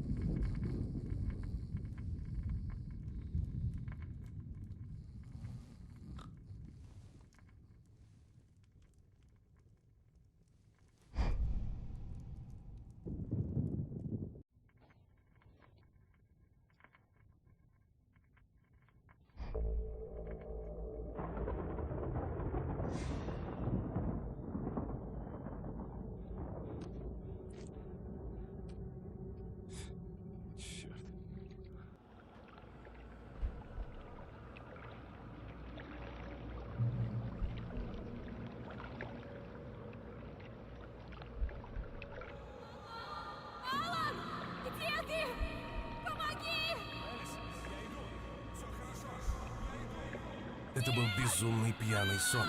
Но все же это было и нечто большее. Это была правда, подавленная память, извлеченная самогоном Андерсонов. Я находился около дома, как бестелесный наблюдатель. То была ночь, когда мы с Элис прибыли в Брайт-Фоллс, ночь, когда Элис исчезла. Мне предоставился шанс понять, что же произошло. Я вспомнил, что удивился, увидев, что в доме темно. Элис никогда бы не выключила свет. Я вспомнил кое-что еще. Я заметил мельком ее силуэт под водной гладью, тонущий в глубинах тьмы. Погружение за Элис было последним, но смутным воспоминанием о той ночи. После этого первое, что я смог вспомнить, как я проснулся за рулем разбитой машины и нашел первую страницу рукописи. За гранью утерянного воспоминания ничего не было. Я должен был следовать по следам своего прошлого, чтобы понять, что случилось той ночью. Я не мог найти ее в черной толще воды. Я подумал, что она утонула.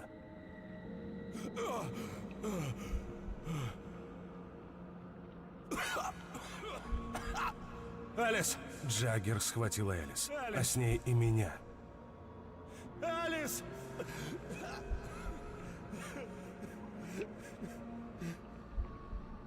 Я был легкой добычей. Посмотрите на дом. Там есть кто-то в окне? Элис? Может, она вовсе не тонула. Может, она внутри. Элис! Да. Темная сущность коснулась меня. Она запустила свои когти в мой мозг и использовала меня, сделав своей марионеткой.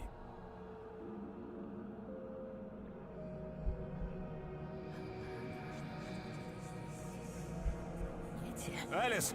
Да, она точно. Смеетесь и все забудете? Нет. А вы уже понадеялись? Нет. Она мертва. Она утонула. Гибель жены на вашей совести. Вы душегуб. Она лишь хотела помочь вам справиться с кризисом, а вы убили ее.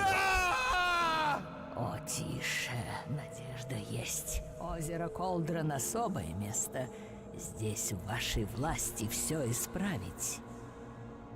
Она хотела, чтобы вы писали. Я скажу, что делать.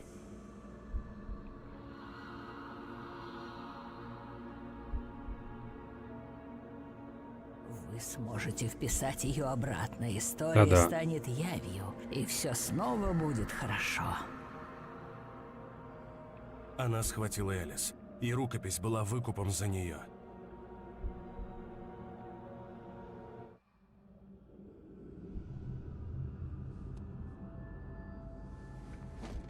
Да, хорошо. Я исправлю. Я верну ее.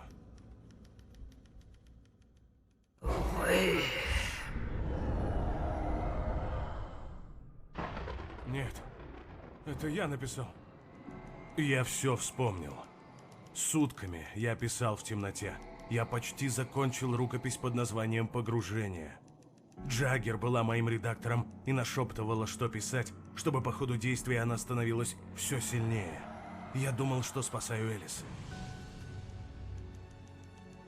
Хотя тьма и опутала меня своими сетями, я сохранил долю рассудка и догадался сочинить свой побег.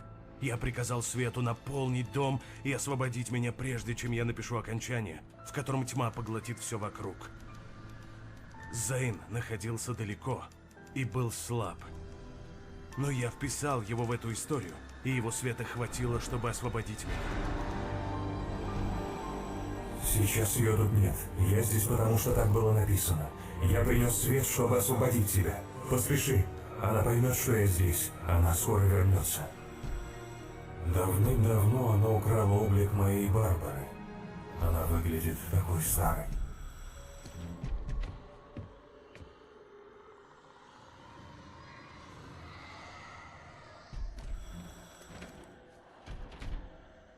Когда я очнулся, в голове царили тьма и страх. Оставалось только бежать.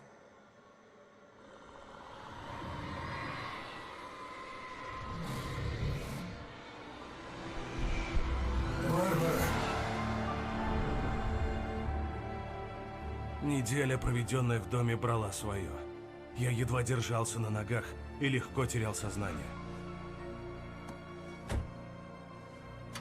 Зейн заплатил страшную цену. Его швырнуло еще глубже в плен тьмы. Но он сумел ослабить темную сущность. Сумел защитить меня той ночью.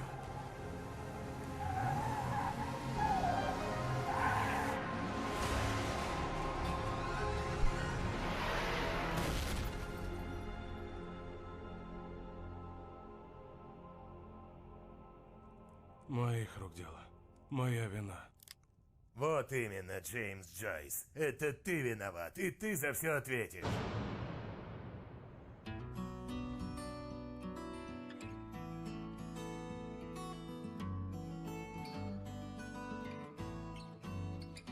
Ну да, возьмем еще один эпизод. Почему бы и нет?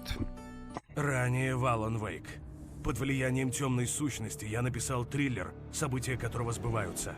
Джаггер была моим редактором, она нашептывала, что писать, чтобы становиться все сильнее. Все же я сохранил какую-то долю рассудка и вписал в историю свой побег. Вместе мы сможем создать нечто невообразимо потрясающее. В озере есть что-то особенное. Оно как-то влияет на местные произведения искусства. Мама дала мне старый выключатель. Щелкунчиком? Чтобы все исправить, нужно найти Синтию Уивер. Это ты виноват, и ты за все ответишь. Но мы ожидаем Пятый много народу из щелкунчик. соседних округов. Естественно, мы надеемся побить рекорд прошлогоднего дня лося в Уотере. Это город по соседству. Леди и джентльмены, некоторые спрашивали у меня, почему День оленя так важен. Я скажу так. Дружба и община. Вот что главное. Грядет большая вечеринка, но давайте потерпим до завтра и проведем эту ночь в потребном состоянии, ладно?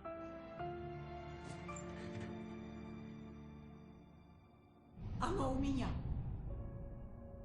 Кое-кто придет за этим, когда настанет время. Да-да, кстати, голос Он тот. написал это. Ключ от страховки. Это моя работа — хранить его. Хранить на свету. Всегда на свету.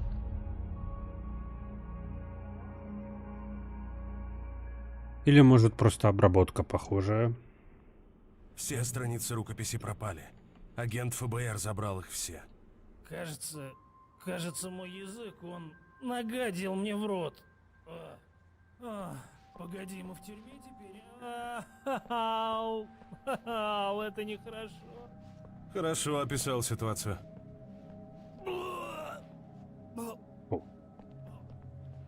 Ну, открывайте нас уже. Дайте мне ствол, фонарик, и я пошел. Не буду пить снова. Мне надо поговорить с Уивер. Она была в песне. Она Дева Света.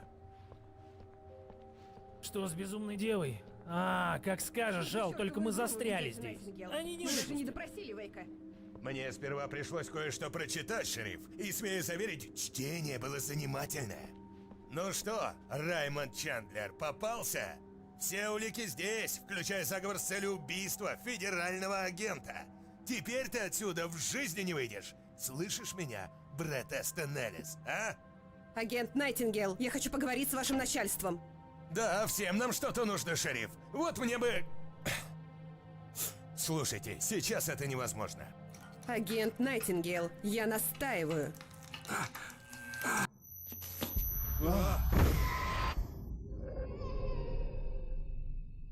Вейк, что такое? Дамочка, вы что, тупая? Это трюк, он водит нас за нос.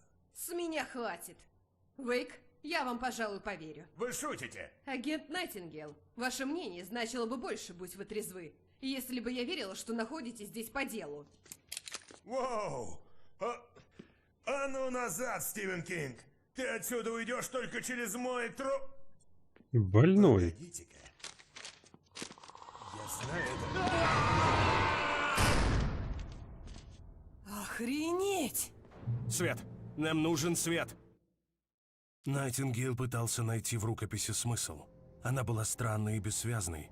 Агент не понимал и половины, но все выглядело правдоподобным. До невозможности правдоподобным. Он вытащил фляжку, дойдя до страницы, где описывалось, как он дошел до страницы, из-за которой вытащил фляжку. Мозги плавились не от выпивки. Ни хера себе. Есть только один способ борьбы с этим. В мой кабинет. Ваши вещи там. За мной. О боже, Найтингейл ощутил, что все идет наперекосяк. Но, по крайней мере, свою пушку он держал крепко. Он был готов выстрелить, решив, что не даст развиться событиям. И все же заколебался. Он уже видел этот момент, читал о нем в рукописи. Найтингейла охватило чувство дежавю и ужас осознания. Он был героем чужой истории. Кошмарная сущность появилась сзади и утащила его в ночь. О боже! Без света мы как утки на отстреле! Спокойствие. Я включу резервное питание.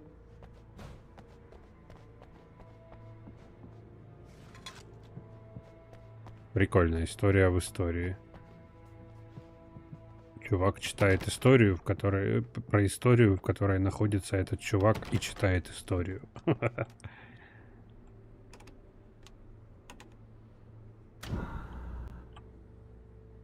А где Барри?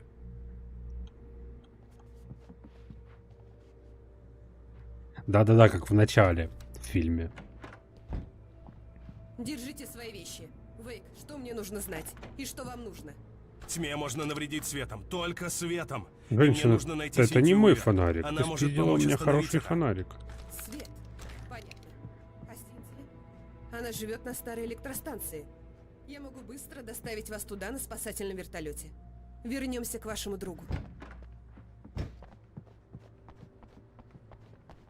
Уиллер, оставайтесь здесь. Что? Нет. Нам надо добраться до вертолета. Но у меня есть друзья, которых нужно предупредить. А я не могу разорваться надвое. Нужна ваша помощь. Ну, хорошо. Вот список людей и телефонных номеров. Я хочу, чтобы вы позвонили им всем и передали от меня сообщение. Найт Спрингс, ладно? Они знают, что делать. Night Springs как телешоу? Ясно. О, в списке радиоведущий, Мэйн. Кто такой Фрэнк Брейкер? Он связан с вами? Мой отец. Эй! Это что, как тайное сообщество? Вы можете это сделать? Вам тут ничего не грозит. Запасной генератор работает. Этих ребят надо предупредить просто на тот случай, если мы не вернемся. Вы же вернетесь за мной, да? Естественно. Как только подготовим вертолет. Спасибо, Уиллер. За мной должок. Отлично! Пойдемте, Вейк. Задняя дверь. Но ты мне не вернула мой фонарик. Хотя бы можно сказать, а? Да, у меня фонарик уработал. Ну зачем так?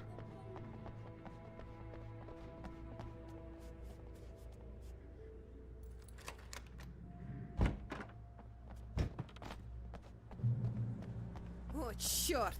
То, что захватило Найтингейла, должно быть сломало управление воротами. Ну да. Отсюда нам не добраться до блока управления. Нужно перебраться на другую сторону по крыше. Ну Я конечно. пойду. Открою ворота, когда переберусь. А вы оставайтесь на свету и прикрывайте меня, шериф, ладно?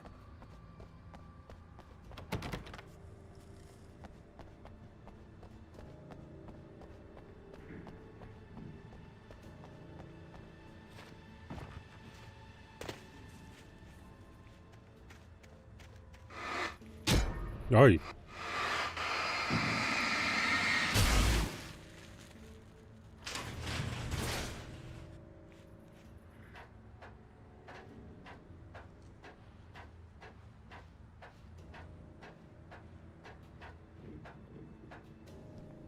Опять вороны.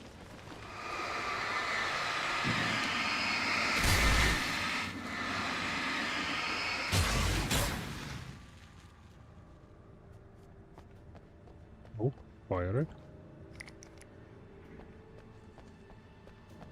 Они боятся света. Блядь, еще раз мне об этом скажи.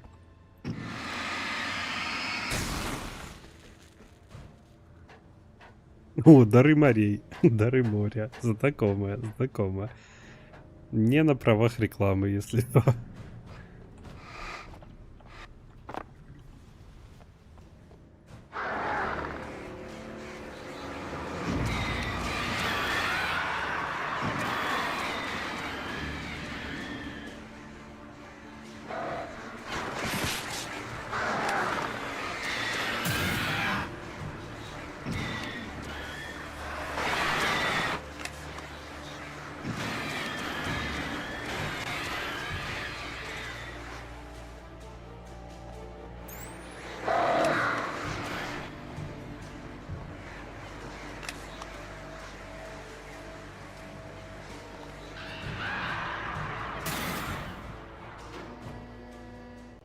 Эй, шериф!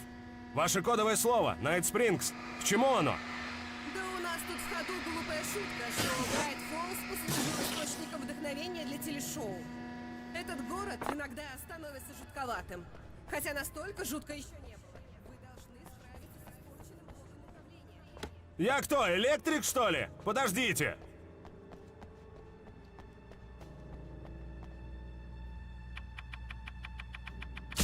Ау, черт! Очень умно. Отличная работа, Вейк. Ладно, будьте рядом.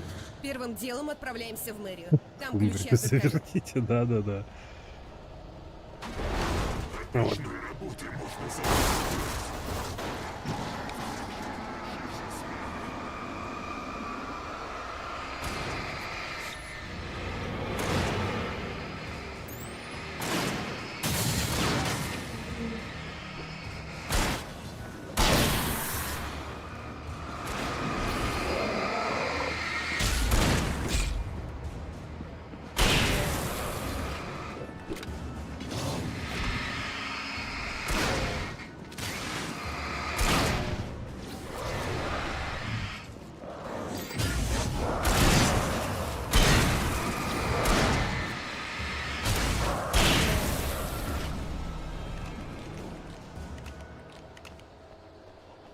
И женщина.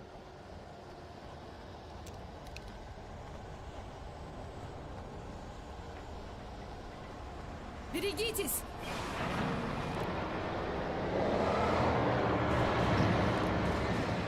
Я надеюсь, она не вернется.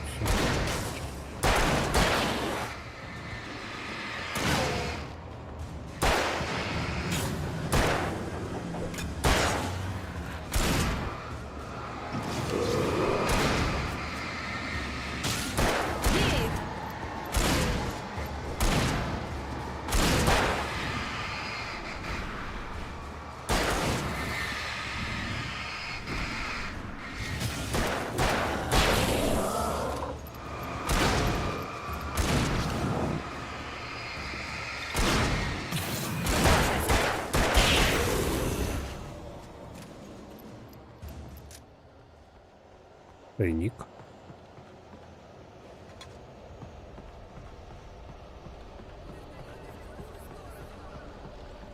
Где тайник? Внизу? Да нет.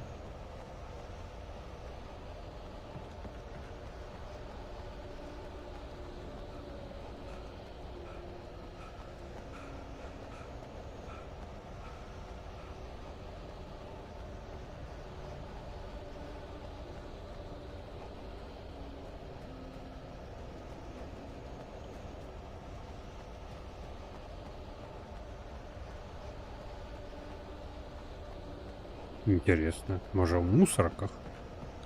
Да нет. Ну и ладно. Пошли, шериф.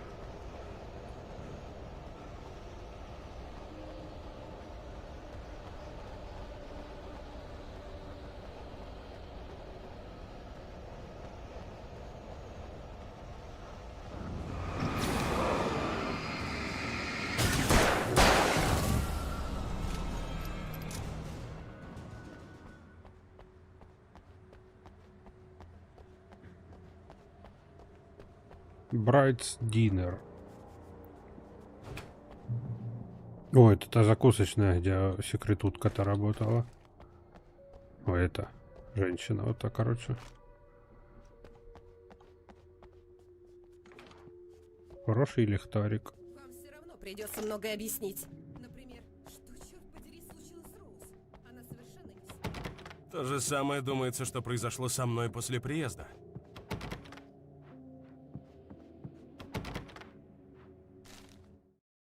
Барри был в своей стихии. Делал звонки, организовывал события, хоть и не вполне понимал, чем конкретно занимается. Он не разочарует сексуальную дамочку шерифа, даже если будет подпрыгивать из-за каждого звука снаружи. Он остановился, чтобы набрать Аллу сообщение. Тому нужно было поторопиться. Барри замер, не дописав до конца. Где-то в здании разбилось окно, а потом погас свет. Вот, блять, там Барри в опасности.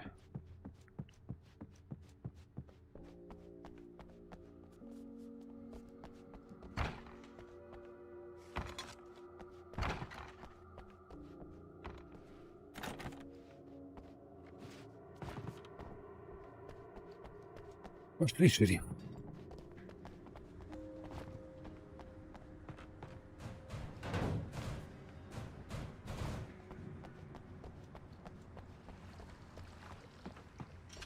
Какого хера у тебя так далеко вертолет? Следуй.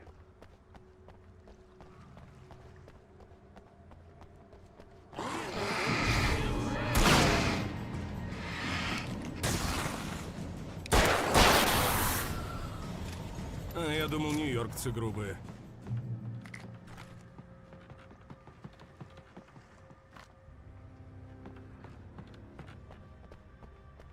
У вас есть право хранить молчание. Вы понимаете свои...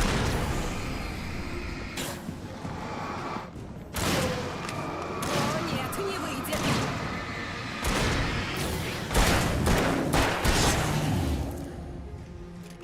Да, вдвоем их легче гасить.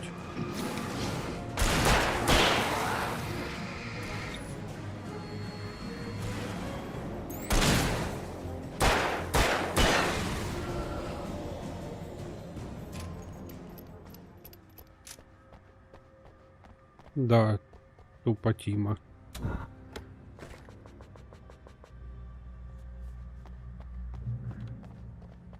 Опять я батарейки экономлю, непонятно зачем.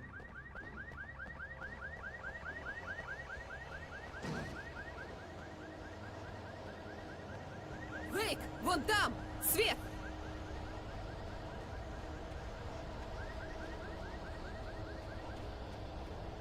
Ключ у меня.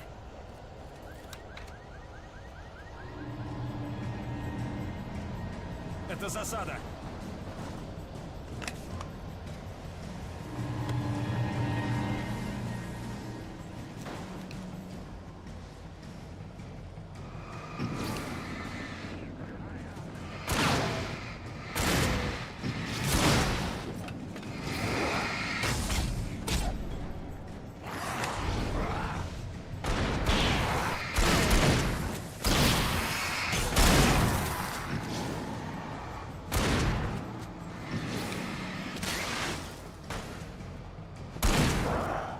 Держать огонь!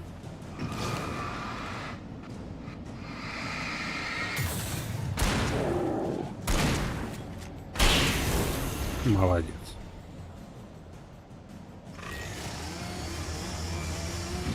Ох ты ж.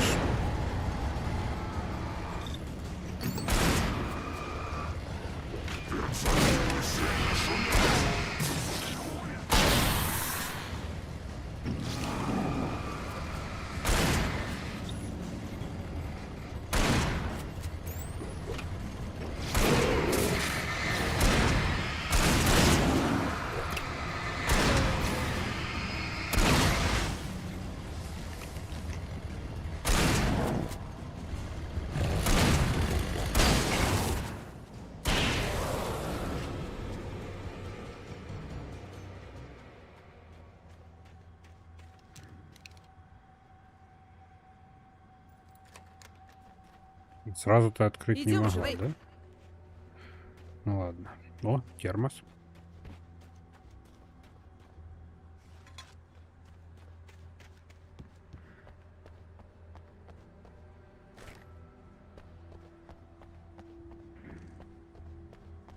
А где тут вертолет? Кто-то повозился с предохранительной коробкой. Попробуйся починить, а я поищу ключи. Меня сегодня уже било током, спасибо. Может, теперь я поищу ключи, а вас чуть-чуть поджарит? Хорошо. Они должны быть в конторе на другой стороне здания у главного входа.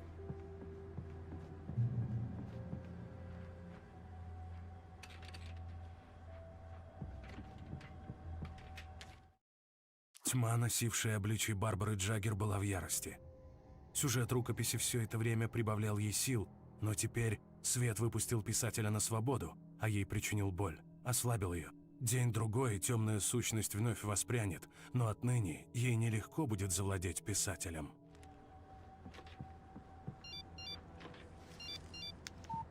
Это было сообщение от Барри. Вот, и Барри Он сейчас в беспокоился о нас в опасности. участке, просил поспешить.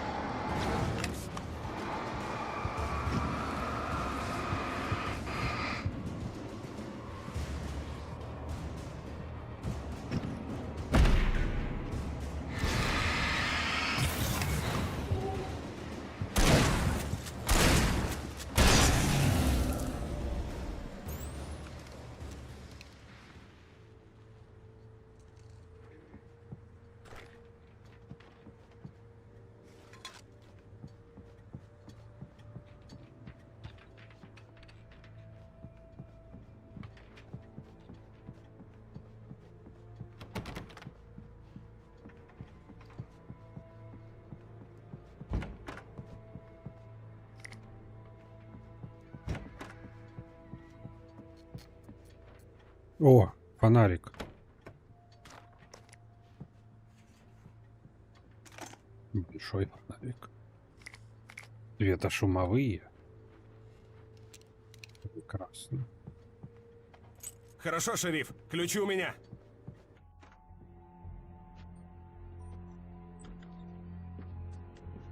Барри? Вертолету пизда. О боже! О боже!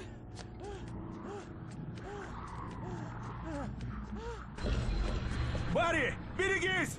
Барри, давай!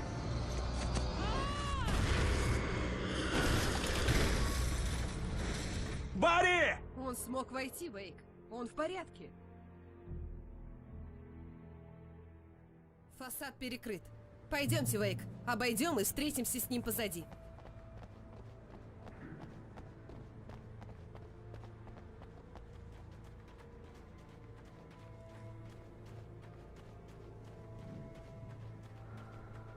Не доверяй никому во тьме. Что, даже ей? Я на нее фонариком свечу, она нормально работает.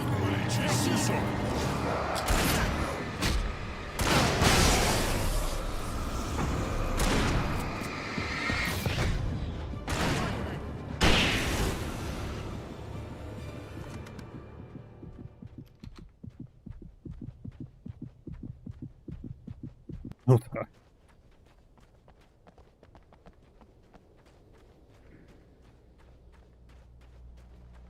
Термос. Мы можем пройти через книжный магазин. Уиллер должен быть на заднем дворе. Шерифа позову. О, привет, док! Все под контролем. Нет причин волноваться. Сара, наконец-то кто-то появился. Это стрельба в воздух, идиотизм. Однажды они кого-нибудь убьют. Да еще и в день оленя. Я знаю. Идите спать. Он дело, говорит Вейк. Городок этого не выдержит. Им нужен я. Чем быстрее я отсюда выберусь, тем быстрее вы все вернетесь к прежней жизни. Надеюсь, вы правы. Дайте же открыть дверь. Стойте, у вас есть ключи от книжного? Привилегия шерифа? Вдруг нужно будет пройти. Нихера себе. Да откуда ты знала, что нам нужно будет идти через книжный? Ваше присутствие идет им на пользу? Синтия Уивер трудилась, следуя своим маниакальным ритуалам. Иногда боролась с собой, но в итоге всегда сдавалась. Словно призрак бродила по залам заброшенной электростанции Брайт Фоллс. Отмечала тайники светоотражающей краской, которую могли заметить только глаза тронутого тьмой и спасенного светом. Такого же, как она. Она укрепляла линию обороны и делала запасы на случай неизбежной войны. И это будет война между светом и тьмой. Слышала, книги об Алексе Кейсе отлично продаются. В данный момент я небольшой фанат своего чтива. Возможно, но я думаю, она не из будущего, а просто... А вообще хуй его знает.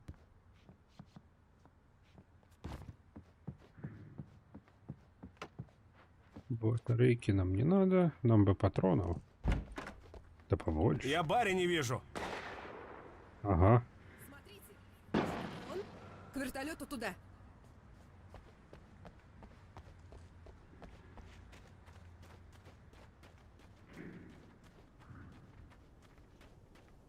Подожди, женщина, тут термос.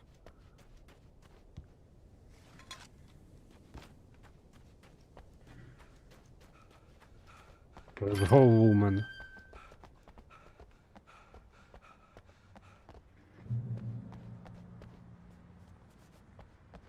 Почему ты именно в церковь решила пойти? Не надо нам туда. Световая граната. Церковь. Ну, сейчас начнется.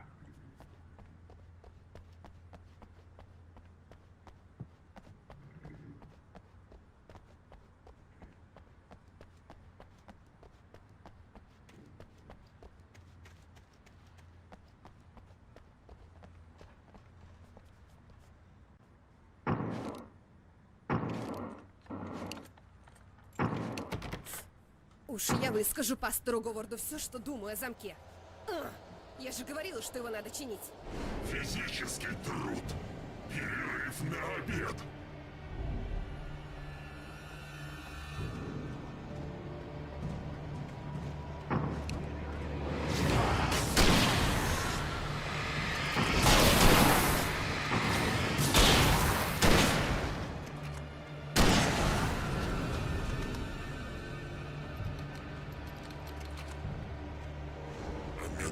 жирные кислоты полезны для сердца.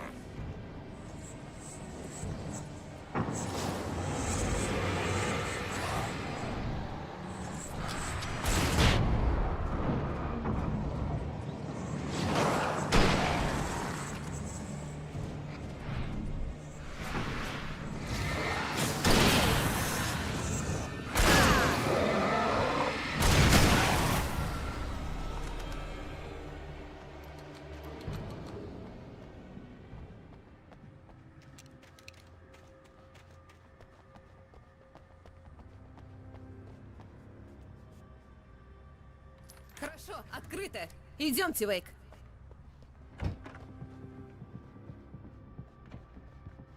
Ух ты. И включая свет на всю ночь перед Днем Оленя. Почему? Ну, это традиция? Темная сущность не могла освободиться, пока писатель не закончит роман. Вновь и вновь сюжет позволял ей обманчиво подобраться к писателю, но не давал завладеть им. Сущность была связана с сценарием рукописи. Однако она могла преследовать писателя окольным путем, противопоставляя одних и мешаясь другим. Она захватывала всех, кто встречался на ее пути, превращала их в своих марионеток и отправляла по следу Алана Вейка.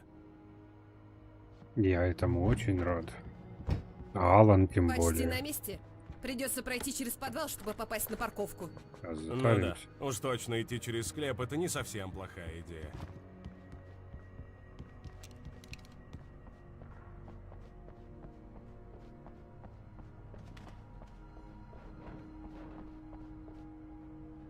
У вас есть право хранить молчание.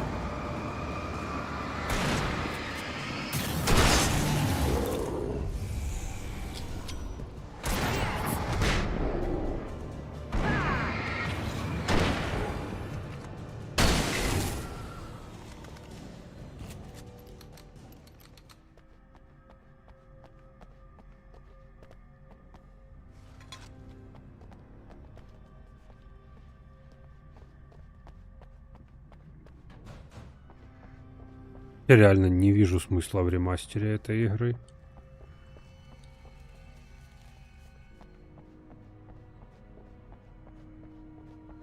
Ну и, конечно, обидно. Обидно, что он у меня не стартанул. Набрали 911. Полагаю, один просветился, а? Ого. Ого. Тебе не Ой. понравилось? Трудная Спасибо. публика. Ну ничего, у меня еще есть. Что? Для чего эта гирлянда? Защита, мужик! Как чеснок против вампиров! А ты не дебил. Вампиры? Перейдем стоянку, поднимемся на холм, а вертолет там. Вперед! Вперед. Опять-то машина. Может, там, конечно, просто моделька одна и та же. И я параноик.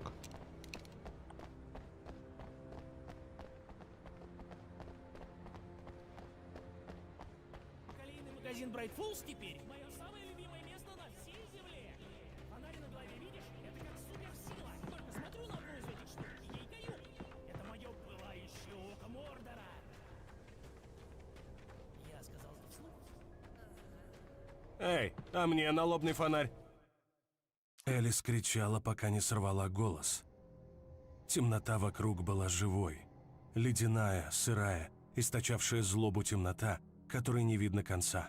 Элис была беспомощной узницей тьмы.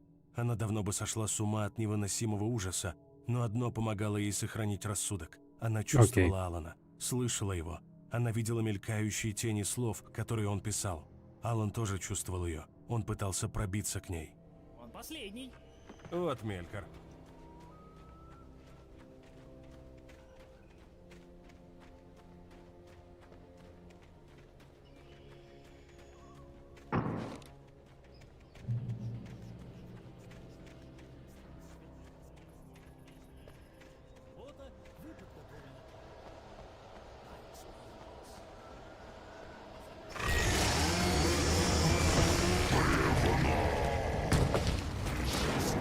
Лучшие можно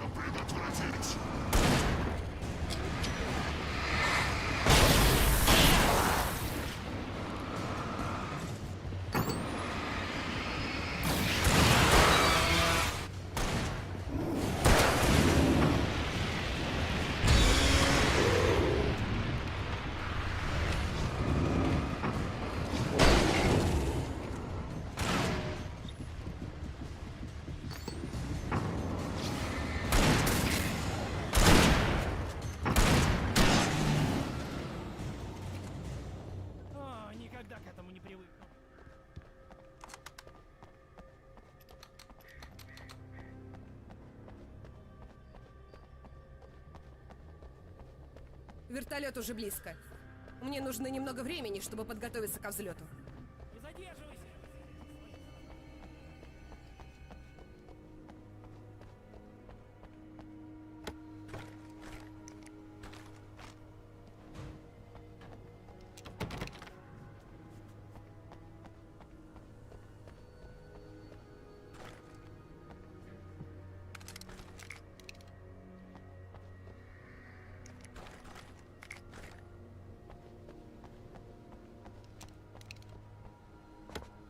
Сейчас будет босс-вертолет.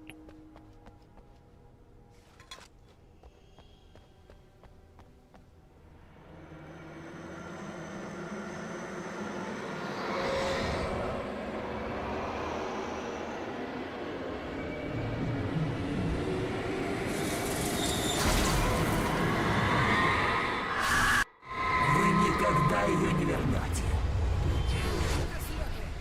Что ж, путь готов, я задержу их.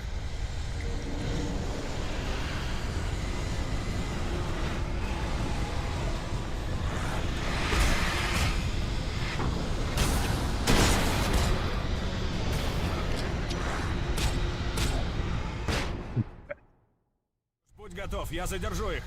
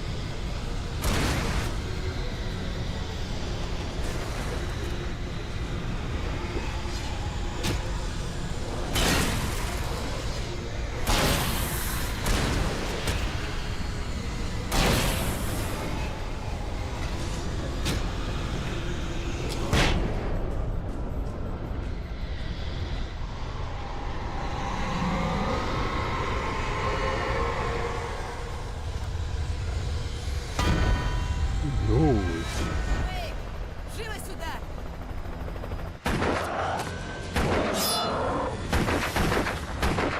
Ау, быстрее!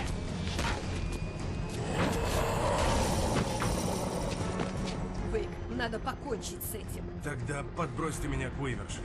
Ты возлагаешь большие надежды на местную безумную деву, Ал. Я надеюсь, ты прав насчет нее, а то город можно будет только поцеловать на прощание.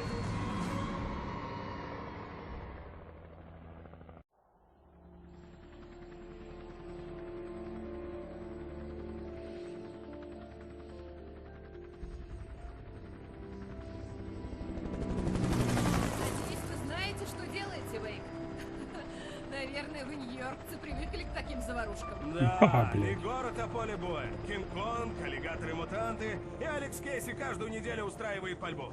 Да я до недавнего времени пушку даже в руках не держал. Ну, мой папа был там копом. Рассказывает довольно жуткие истории. Вещи вроде этого? Нет, просто обычная мерзость. Примерно как в ваших книгах, Вейк. Я дразнила папу, говорила, что он как Алекс Кейси. Вы меня читали? Да, конечно. Вы отличный писатель. Только с метафорами перебарщиваете. Никто Вот-вот. раньше такого не говорил. Мы подлетаем к электростанции. Видите, вон там здание. А там дамба. Выше по реке. Здесь нельзя приземлиться. Посажу его на дороге за рекой. Просто подбросьте меня, шериф.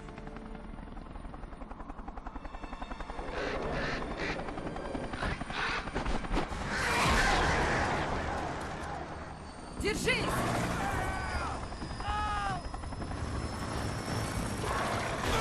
Сукин сын!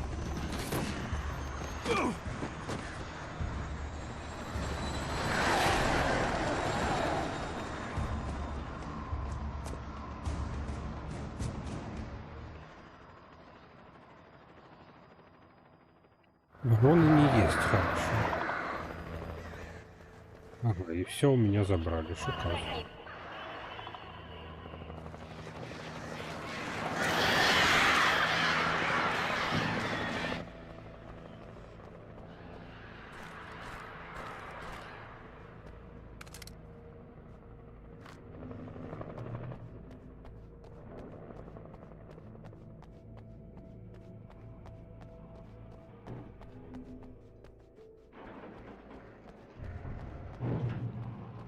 Ма контролирует их.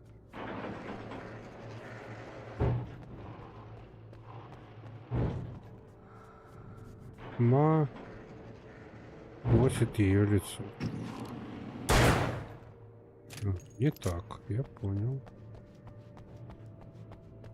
А как?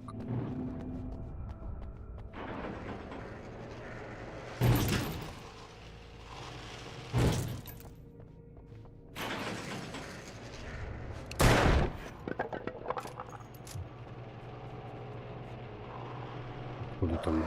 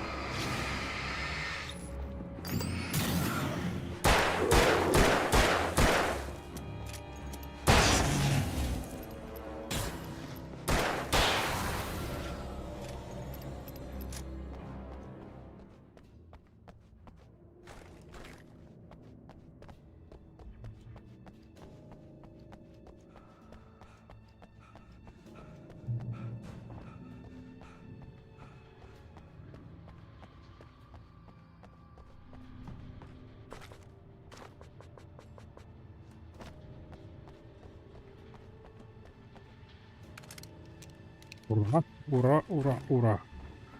Дробовики это всегда хорошо.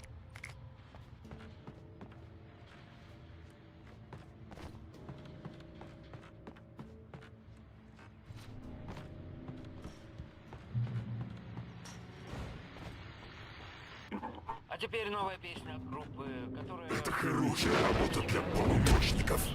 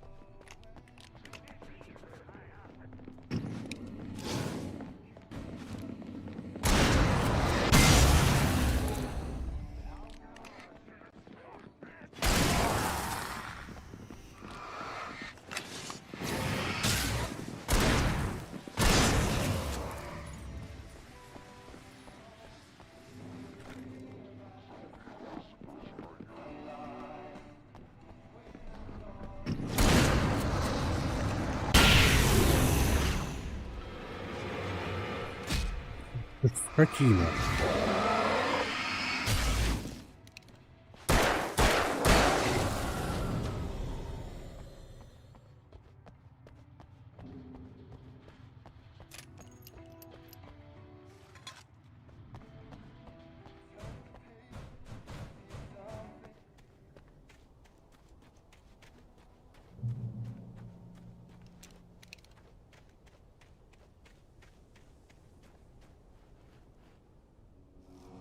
Электростанция светилась в ночи. Она оказалась недалеко, но нужен был способ перебраться.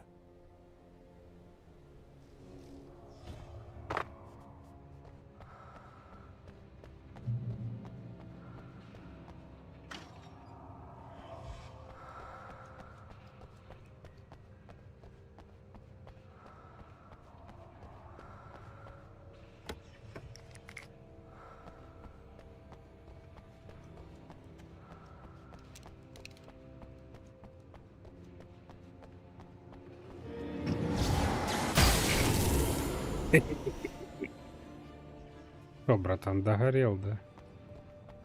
Горе-то какое.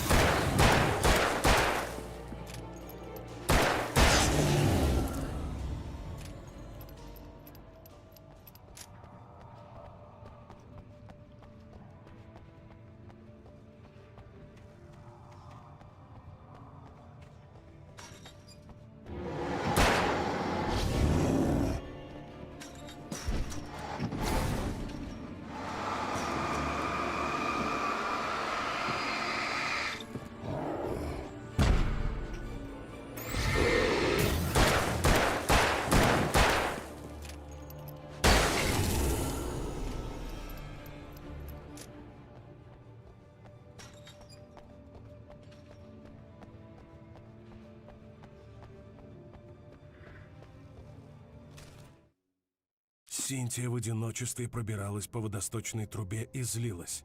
Глупый молодой человек. Зачем идти на риск без необходимости? Неужели писатель так и не понял, что стояло на кону?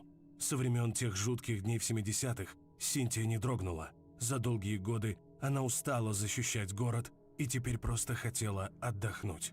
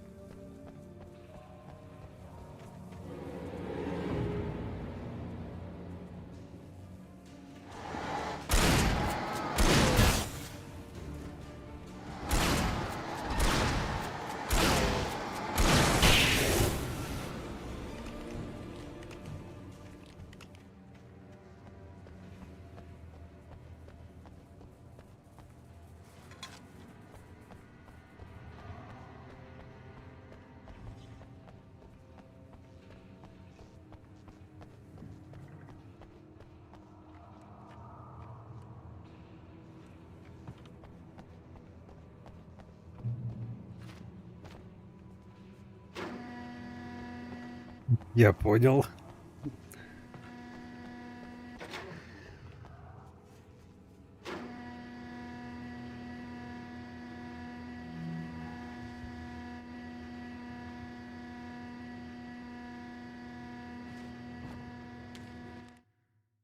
Написанная в доме история воплотилась в жизнь.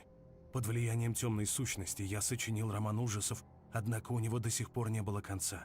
Последняя недописанная страница так и осталась в печатной машинке. Если бы только я смог вернуться в тот дом, если бы только прочел ту страницу, я создал бы собственное окончание романа и спас бы Элис.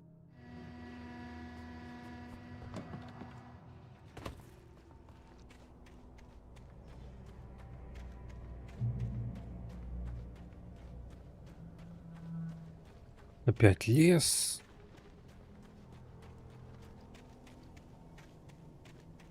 И опять сейчас будем пизды выхватывать или... Хотя скорее давать. Так, посмотрим, что у нас тут. Тут у нас ничего. Тут у нас горел школьный автобус. Не пойму, если город такой маленький, нахера здесь тут так дохера... Нахера так дохера? Когда с хером дохера. Это... Нахера здесь столько школьных автобусов?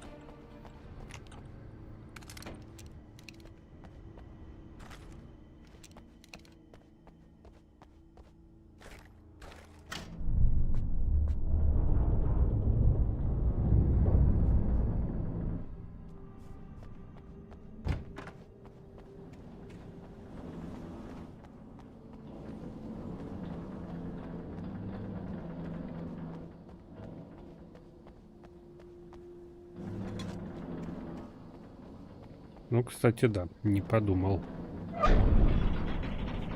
Прикоз. О.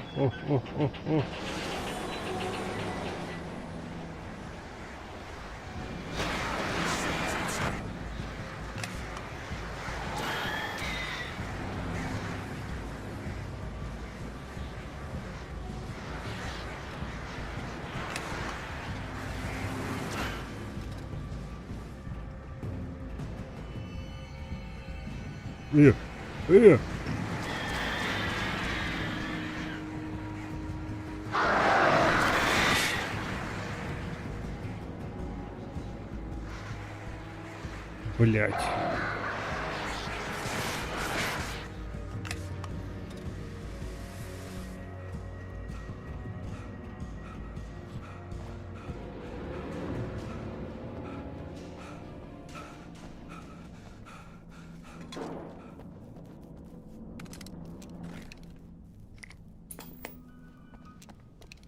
Мы люди, которым снится, что...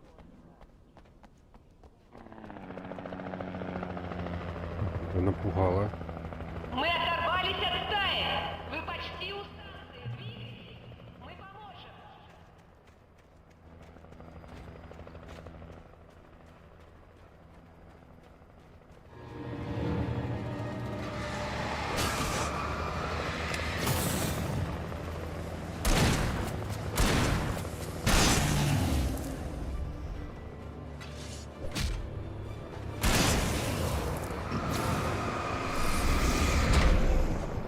Ай да помощники. Мы поможем!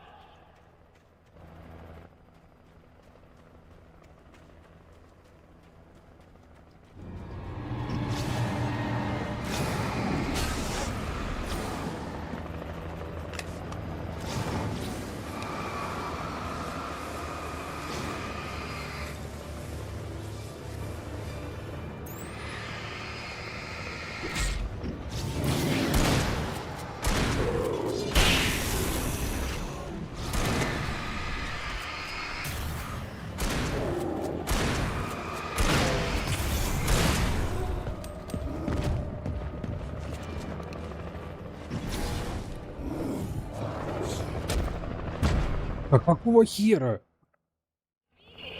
Мы поможем!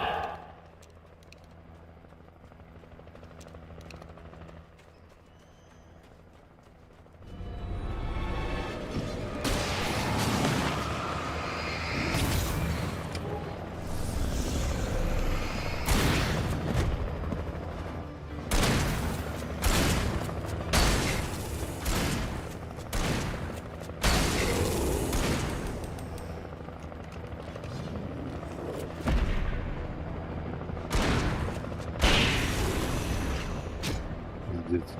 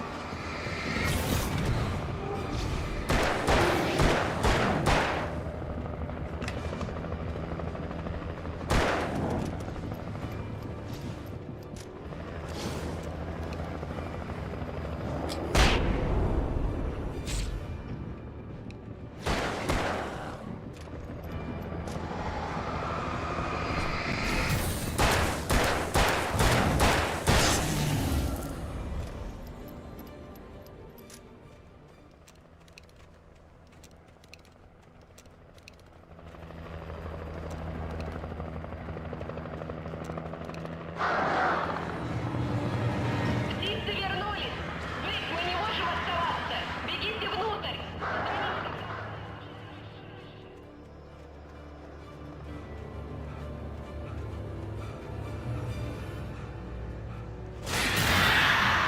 Блядь.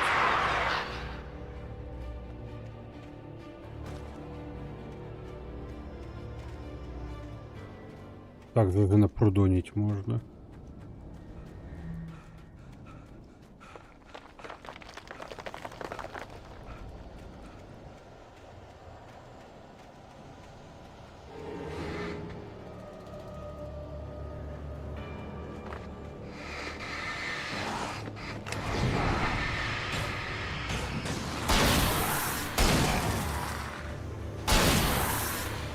Да, трохи есть такое.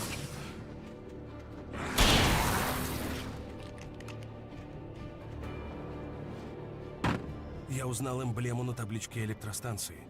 Я видел нарисованную версию знака во всех зонах, где были расположены тайники с припасами.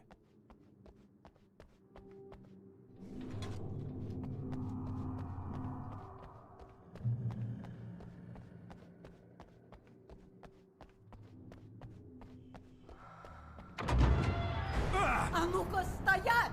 Мисс Уивер! Синтия! Я друг! Докажите! Вы знаете Зейна? Томаса Зейна! Вы пресветлая леди из песни! Вы можете мне помочь! Вовремя! Юноша, я ждала вас очень долгое время. Оно в ярко освещенной комнате. Простите?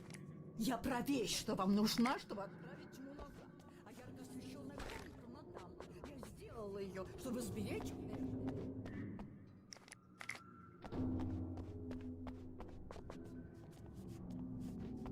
А это поможет мне найти Элис? Это вернет меня обратно в тот дом? Ладно, пошли. Я попрошу друзей вернуться с вертолетом. Мы не можем выйти наружу. Ночью никогда. Это правило номер 1. Вы нарушили правила, молодой человек. Куда это нас привело? Нет. У меня есть секретный путь, освещенный в старой водопроводной трубе.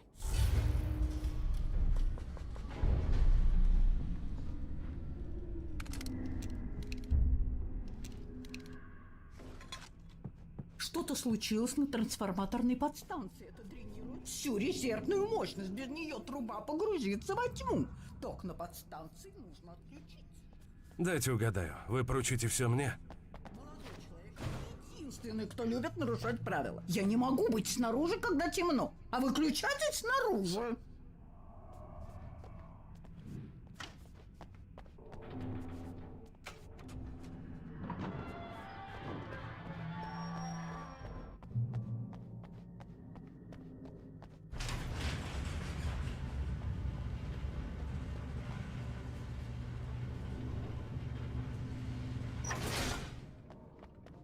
Это мы откроем на потом.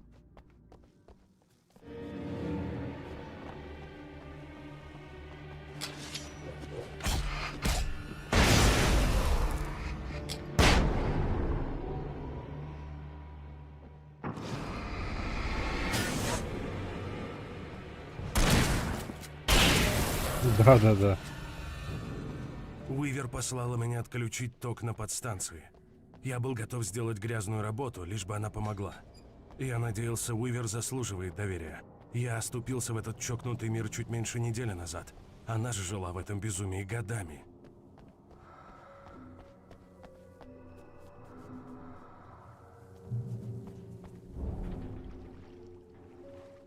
Хоть Я бы мог патронов увидеть раскидала. рубильник, что отключил бы электричество на подстанции.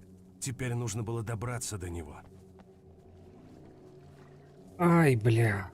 Загадка с 3 рычагами.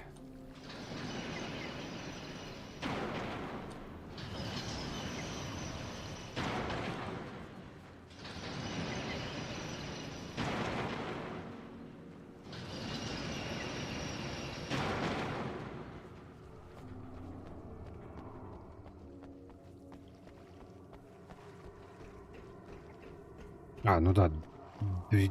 2010 год.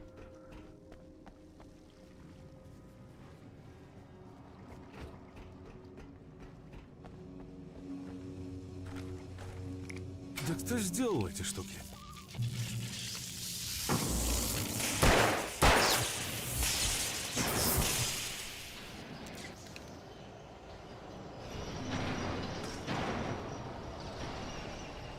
Подстанция была погружена во тьму. С проходом в трубе Уивер теперь должен был быть порядок.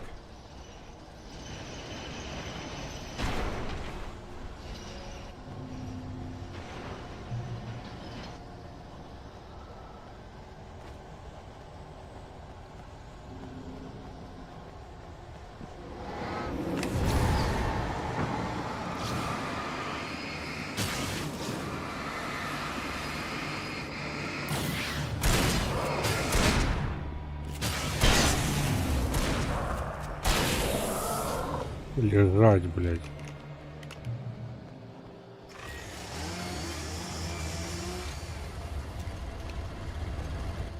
Где он? Слышу, но не вижу, блядь. Держите инструмент в порядке.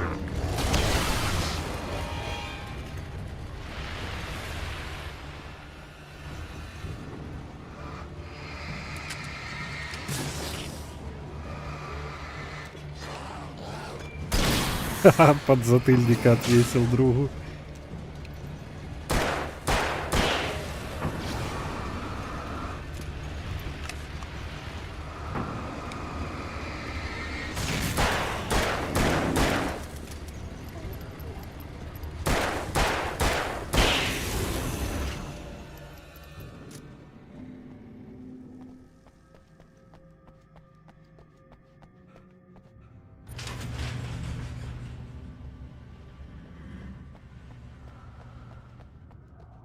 Открывай.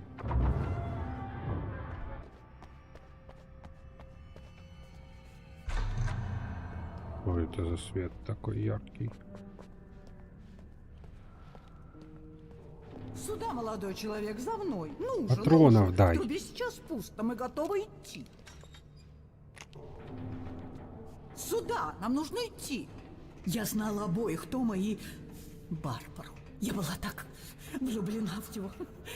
Какой же он красивый был. Я так завидовала. Была часть меня, которая немного радовалась, когда она утонула. А потом Том начал писать и пробудил эту тьму. Он пытался вернуть ее, но вы так не делаете. На тьме за так не покатаешься. Я начинаю это понимать. В таком случае, молодой человек, возможно, вы умнее, чем был Том. Ведьма была похожа на нее, но не была ею. Барбара была милой. Он не понял подвоха, пока не стало слишком поздно. Он пытался отменить это. Он выписал себя, ее, все, что он хоть когда-то написал, прочь из этого мира. О, он был так знаменит. А после этого никто его не помнил. Ох, Том! Он оставил мне только одну вещь под мою опеку на случай, если это повторится, как страховку.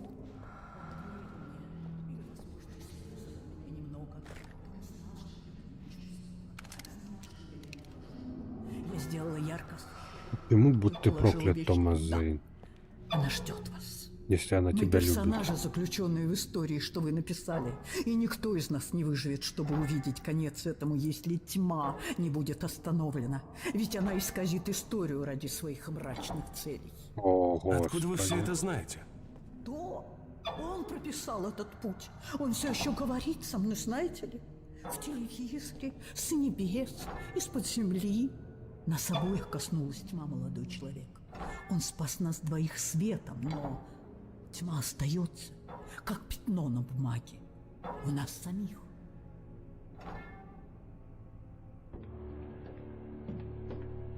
Эта труба приведет нас прямо в ярко освещенную комнату. Хорошо, я позвоню друзьям и скажу, куда мы идем. Алло!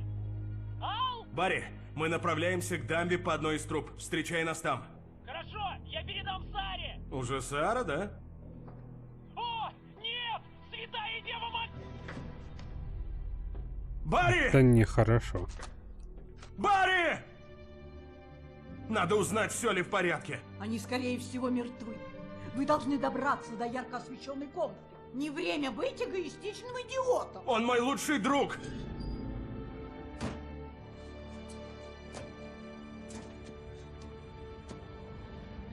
Ну и будьте дураком.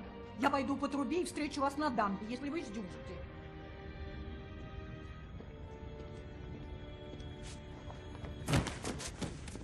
Что это был за прыжок? По крайней мере, я мог не беспокоиться о ней. Она знала, как оставаться целой.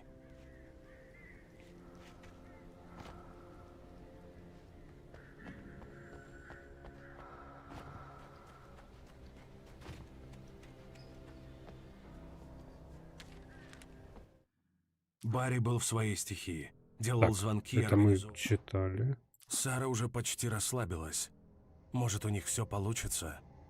Но вдруг с пронзительным верещанием циркулярной пилы сотня птиц вынырнула из тени и обрушилась на несущий винт. Вертолет вильнул, приборная панель замигала и показала очевидное. Они падали. Рядом закричал Барри Уиллер. Так, Барри Уиллер закричал, но спасем мы его после перекура, потому что я хочу курить.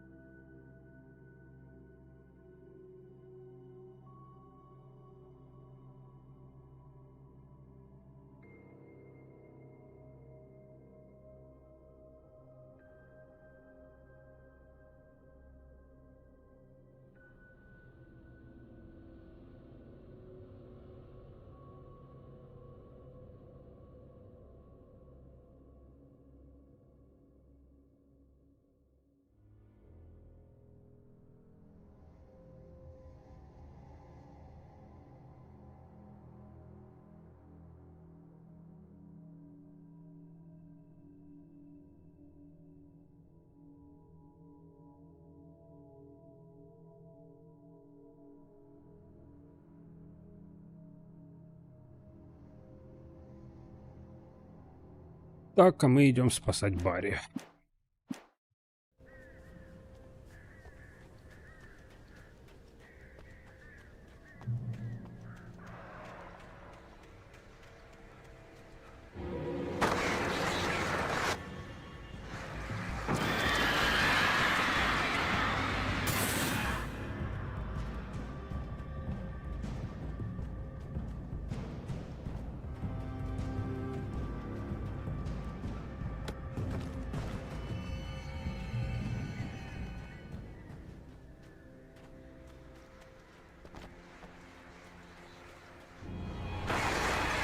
Блять.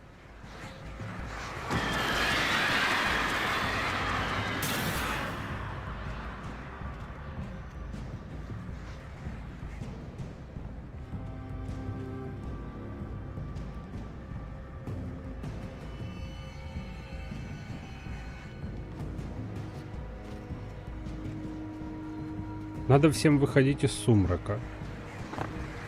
Потому что это не дело. Окейушки.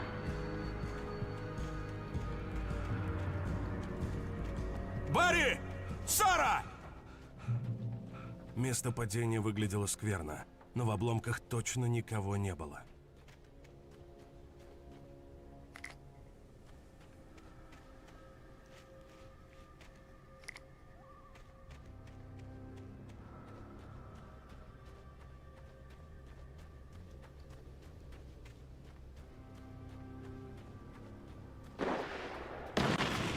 Барри!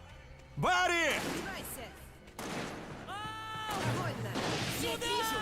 Приготовься! Держитесь там, я иду!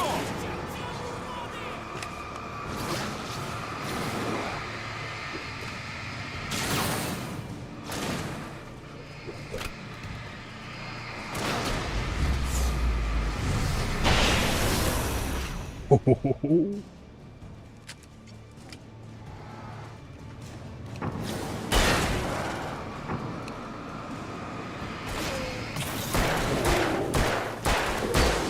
Вы появляетесь, Вейк. Мы уже готовились выступить в духе Бучика и среди Санденс Кидс. У меня на уме был иной финал. Спасибо, что спросил. Я знал, что ты в норме. Пылающее око Мордора. Смейся, юморист. Нам что, никуда не надо? Уивер ждет нас на дамбе.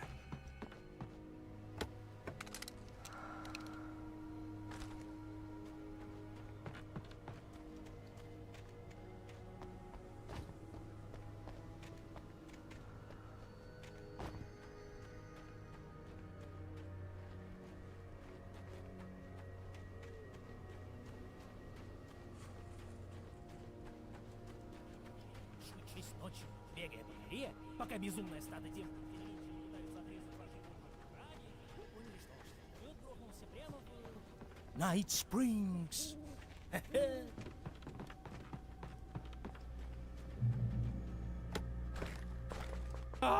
Мы сделали это! Мы не мертвы! Видите огни? Это подъемник. Нам туда.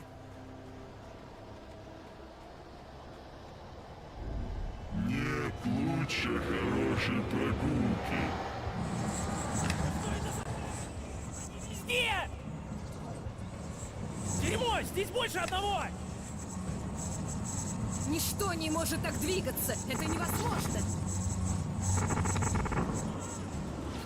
Сделай что-то! Ты шустрый. Я не могу прицелиться. Там! Нет, там! Ал, они... Жив. А этот куда делся? Мне все это снится!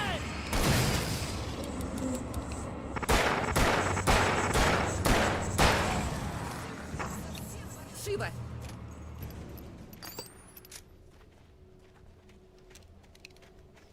Это что было? Вы в порядке? Ух, думаю, все кончилось. Вейк, вызывайте подъемник. Я на стреме. По-моему, там что-то движется.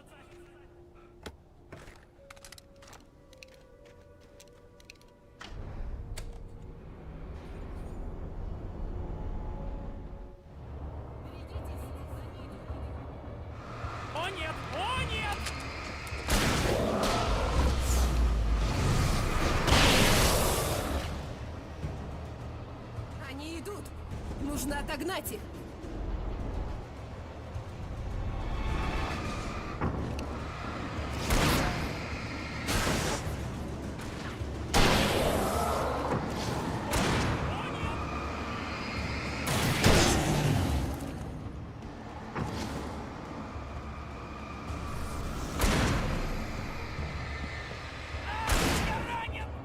Клянусь, это самый медленный подъемник.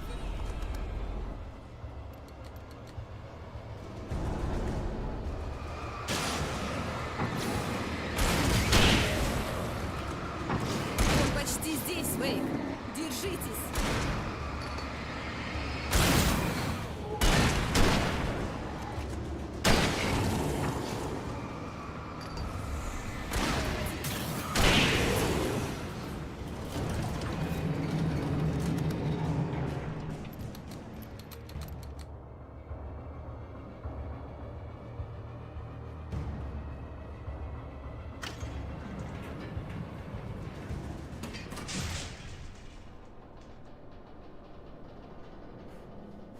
Мы почти добрались. Вон там наверху вход в дамбу.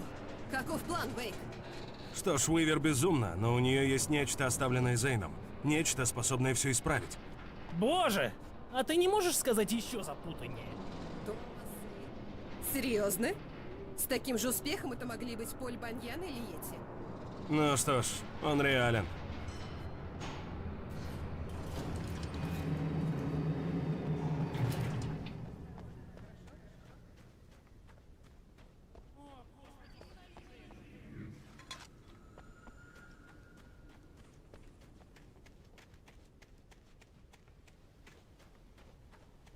Ладно, Вейк.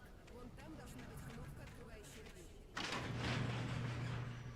Похоже, что-то сломалось. Прижмите кнопку, чтобы он открывался.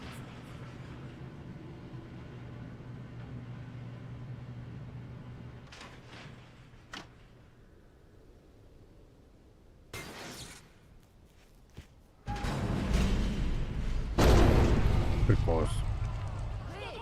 Здесь... Идите вперед и найдите Уивер! Она уже должна быть на дамбе! Я доберусь туда один, поверху!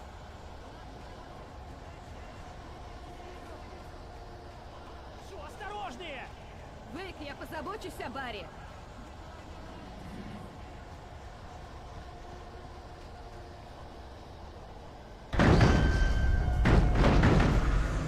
Издеваетесь.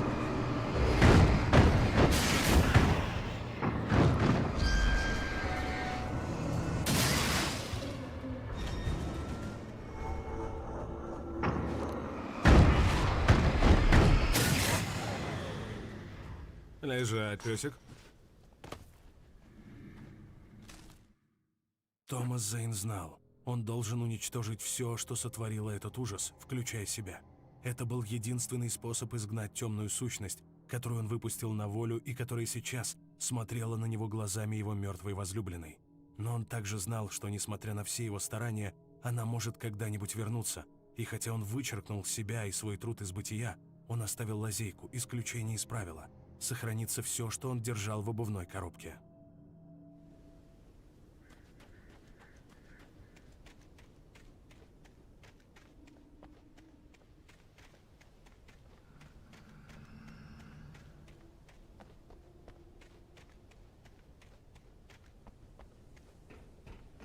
Ну, понеслась.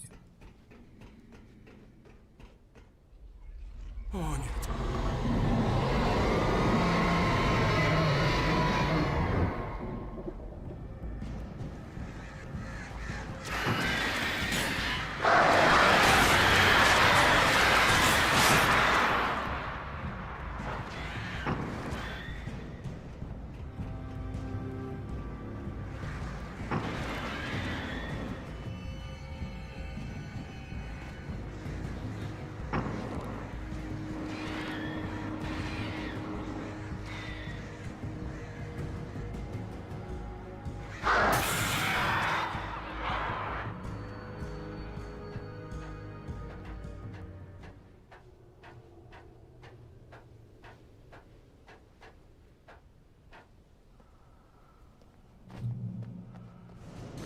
Наука может быть и хобби, и работой.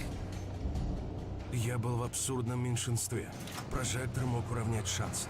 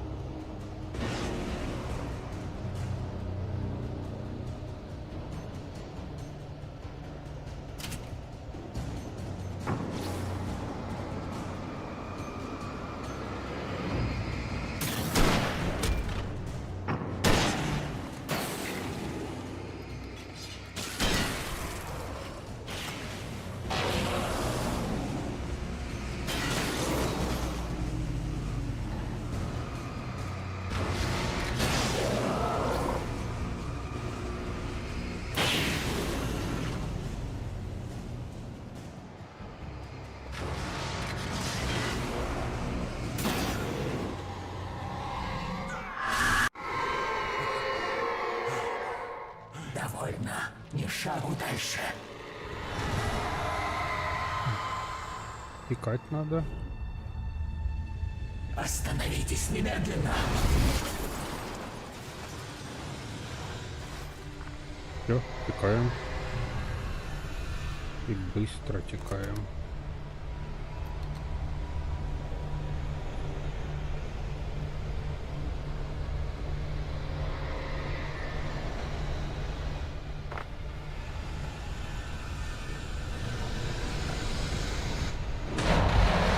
Ух. Ух. Ух.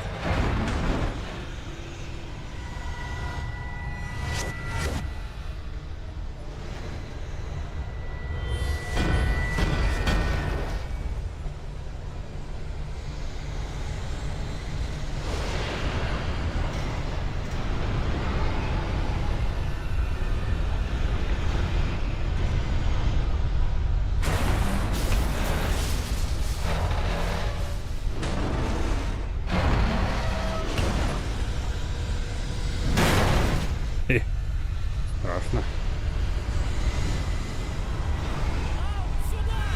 Беги! Беги, черт возьми! Юноша, ну живо сюда! Внутрь!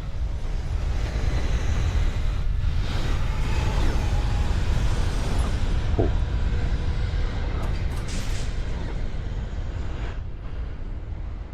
Вы справились. Хорошо. Я рада, что была не права, но так рисковать было глупо. Не беспокойтесь о шуме. Здесь безопасно. Я присматривала за ярко освещенной комнатой много-много лет. Нет никаких теней в ярко освещенной комнате. Ток стабилен, и все лампочки пронумерованы и меняются регулярно, в зависимости от марки и модели.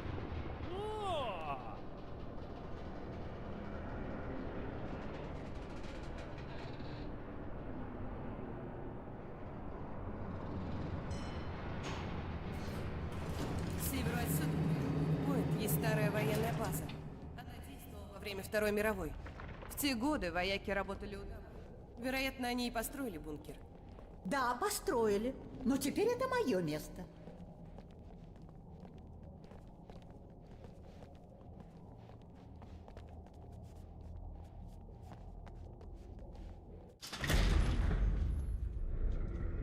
Берите. Тогда мне не придется больше беспокоиться о комнате, потому что 6, 33, 118 нужно скоро поменять. А я не хочу подниматься по лестнице, чтобы менять их, потому что очень устала и поздно. И если вы возьмете все, мне не придется больше этого делать. Это была страница из автобиографии, мои детские воспоминания. Но я не писал этого. Автором был Томас Зейн. Их же не должно было быть. Алан, 7 лет от роду, ни за что не хотел засыпать. А когда сон все-таки овладевал им, он вскоре с криком просыпался от мучительных кошмаров. И вот однажды мама Алана подарила ему старый электрический выключатель.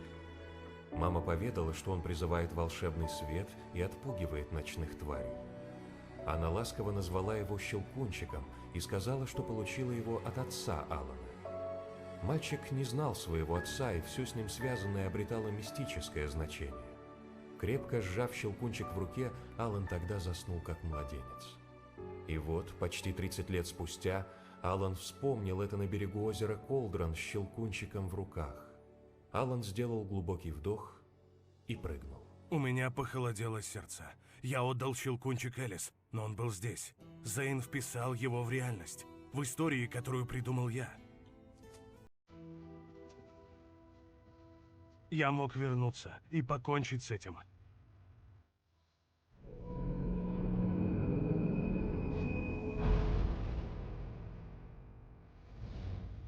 Вот и все. 5-й эпизод закончен. По-моему, этот щелкунчик будет в контроле, если я не ошибаюсь, но я точно не уверен. И опять мне придется вырезать этот трек из трансляции, потому что авторские права. Как обычно. Поэтому спасибо за просмотр и будем заканчивать. Всем доброй ночи.